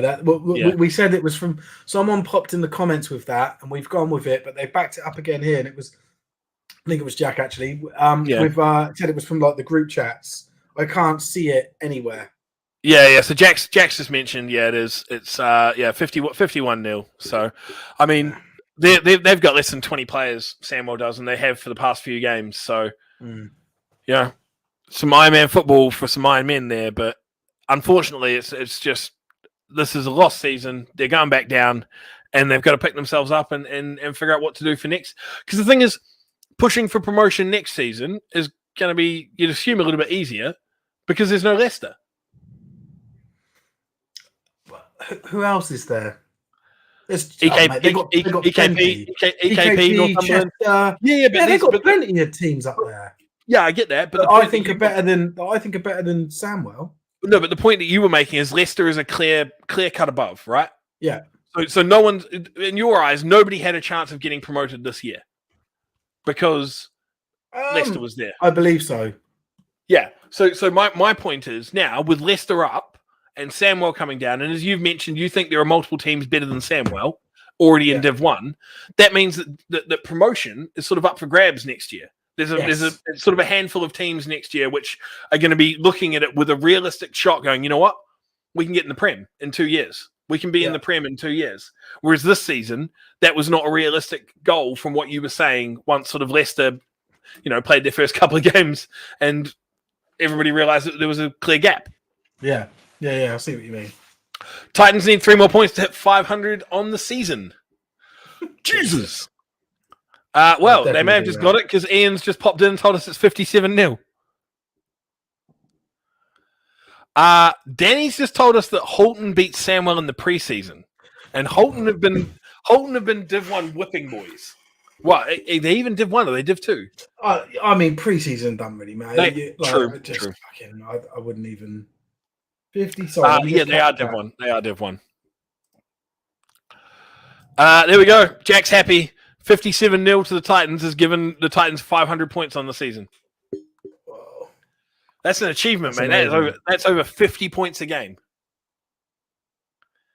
You are averaging 50 points a game. Yeah, man. Good on that him. Is damn, son. We just update the old banner. I think my banner was saying 35. I thought I'd changed it, but I didn't. So that's why people. Have you got two banners? Yeah, I've got two, and I flick between them, but then it still should, like, because I use the main score post as my master post. Because that clinched. Surely they clinched it before then. Oh no, because them and Tamworth. They lost to Tamworth. So them and Tamworth were both 8-1. Well, yeah, but so they own the head-to-head, and they needed to win all of their other games. So yeah, that's right. Yeah, and then it's also the points. Is that full time then? Is that game over based on? You'd assume pretty close to it. It's 57-0 at the moment. Still 3-0 in the Pompey South Wales game. Offense is overrated. I have said this. There's no such thing as strong defense. It's just wank offenses. Oh my god! I say that having pictures. I've been sent pictures of the field, the wonky field markings. Mate, it is. And the crazy thing is there's a straight line. There we go. 58-0 fourth quarter, and it's running clock there in the Samwell game. So won't be much longer left. Oh mate, where was that? Are you gonna put them up? Yeah. Okay, it's gone to our Insta. So here the wonky lines at the 24-yard. You can see the 25. Yeah, but have they been taken in a fisheye lens? No, I'm kidding. No, mate, honestly, this is great. Let me just get it out on the screen.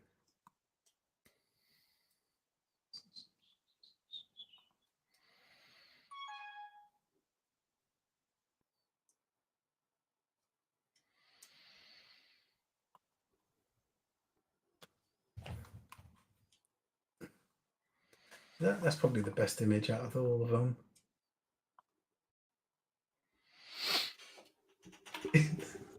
It's like 3 yards.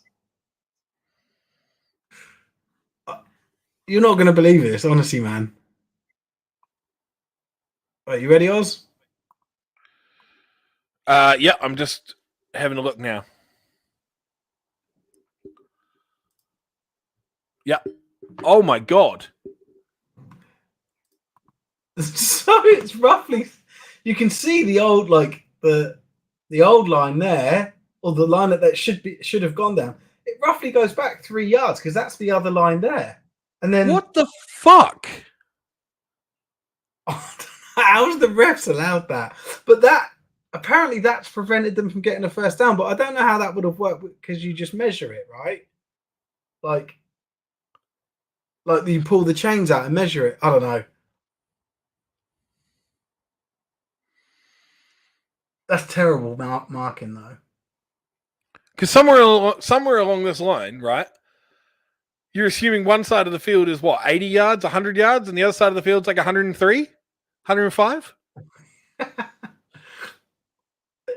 There must be. Or if they've caught up, then there must be like a 3 yard, like a 7 yard fucking gap. Yeah, or a 7 yard, whatever. Like they make the difference up somewhere. That's funny. That's outrageous. Fucking hell. Anyway, right, let's get rid of that. Mate, that is unreal.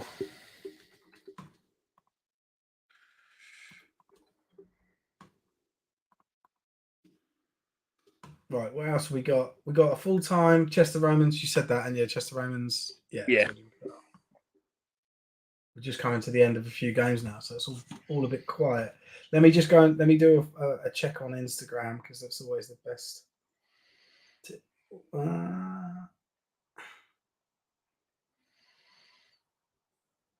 So there's about 6 or so minutes left in the fourth quarter of the Wolves Nighthawks game, and the Wolves have scored again.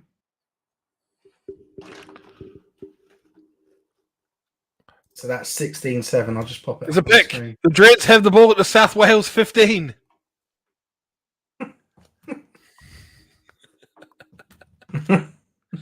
For anybody who cares about that woeful game. Hey, I do. I saw I picked. Oh yeah. Oh, yeah, true. It is. You did. And I genuinely picked that team. Like, it wasn't a mistake like my Merseyside one. Well, your mistake is, you're going back on it anyway. Now that they're down 16-7. So yeah, well, I mean, in a way, I'm glad that's like the best result I could have, because you don't have to try. You don't have to try jump on the bandwagon. Yeah. But well, I mean, I made a mistake with my Holton one. For some reason, I got it. I got Holton mixed up with Humber. Right. Because I remembered, I thought, and I've just realized that was what I've done. Because I saw Holton and Birmingham, and I looked at it and I was like, Holton's been doing well recently the last couple of weeks. Thinking that they were Humber, because Humber's been doing great, but they're not playing this week. So I was thinking Holton, I was like, they've been doing well the last couple of weeks. Birmingham's struggled the last couple of weeks. Right, I'm picking it. And then I completely realized that Holton have been shithouse the whole fucking season. And even if Birmingham have struggled, they have not struggled like Holton have struggled. Yeah. So they play each other next week in the reverse fixture, and I will not be making that same mistake again. Lock it in, Eddie. Birmingham Bulls over Holton Spartans next week's game. So there we go. The Dreads get a pick on South Wales 15, immediately delay a game back to the 20. Yeah. That is the Dreadnoughts offense that I know for this season. They're probably just celebrating the pick, the whole team. Oh, mate. It's like our mutual friend said, the most Div 2, Div 1 game that they've ever seen. Right, let me check some other scores. People just aren't posting scores today. But we ain't got much. We'll go off in 5 minutes anyway. But get it, like, stuff dries up so badly. Yeah. Titans, no. Blitz. Let's see if the Blitz are pretty good about posting stuff. Nothing today. Last week they did basically a play-by-play. Today, nah. What about the Aztecs? Are they posting? Nope. Fucking kills me. All right, it's unreal. It's absolutely unreal. I mean, we are 4 minutes from 5, so we could probably look at wrapping it up, to be honest. Offense stuffed in the backfield, 3rd and 20 from the 30.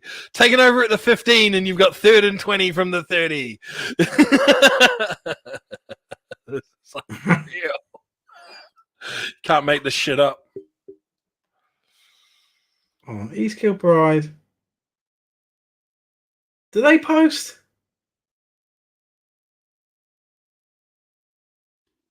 No. National, don't post your score on Facebook. Yeah, I was going to say, yeah. Day. National, don't give anybody score updates day. Yeah. I can't wait till we automate this stuff. I ain't got to bother chasing everyone anymore. That was a conversation I wanted to have with you. Don't. No, go on. When do we start approaching teams directly for a representative from their team to provide score updates?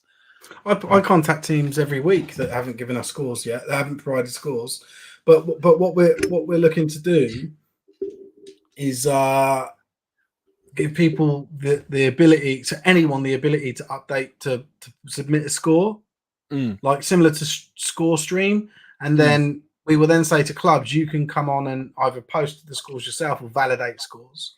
Yeah, and then so what we'll do is the ticker at the bottom of this stream will turn into all of the stuff that people have submitted. Yeah. So it was just constantly update with that, and then people can follow along. That was my thought is for us to take this sort of to where we want it to be. Oh, we fucking lost. Fuck you. Oh. Well, guess I was wrong on that one. Sorry. I wasn't wrong. You weren't right either. And no picked. Two can play at that game. Gutted. Titan 64-0, is that a full time? It must be pretty fucking close to it. Yeah. It seems full time, doesn't it? Sorry, yeah. What were you gonna say? Just for us to get to where we want to be, is we need the consistent updates. Yeah, well, and yeah. So no one has to do anything, right? So it's all about us trying to provide value to the game. Also, people need to have. You need to have someone that wants to do that as well. I think it's easier for scores. We want to do the same with stats. So, like, you follow a drive along, so you can see, like, oh, they're like we just saw then. They're first and 20 at their 30 or whatever. You can see all of that stuff. That's like our next step, is to then have people at games capturing what's happening, and then that translates automatically into stats for the teams.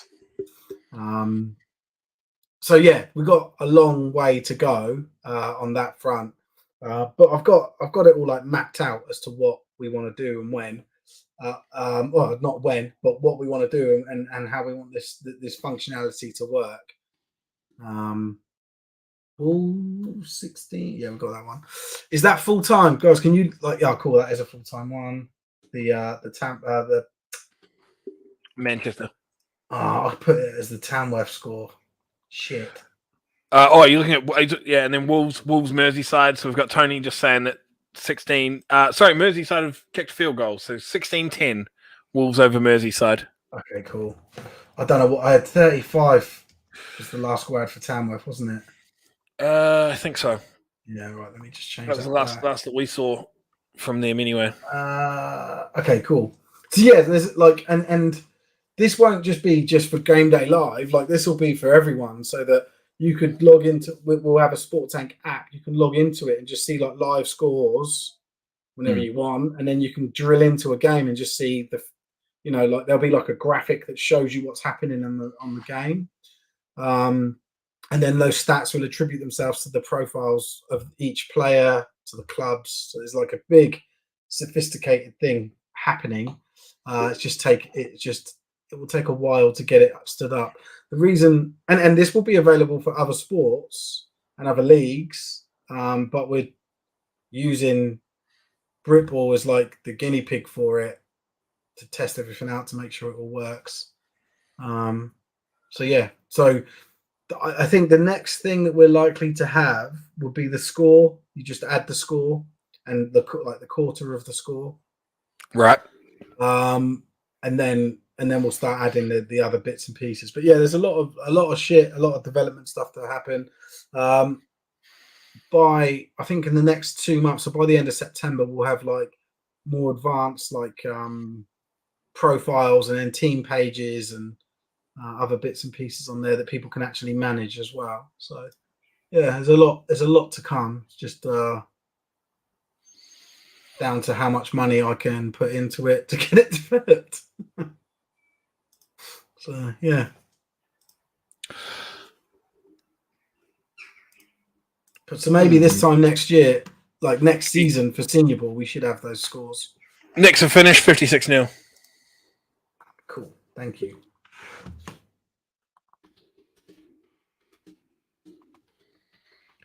Right, I need to get all these scores.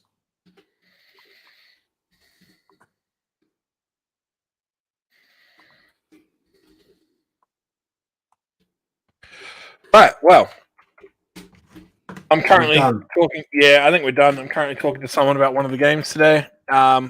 Just a disgraceful game.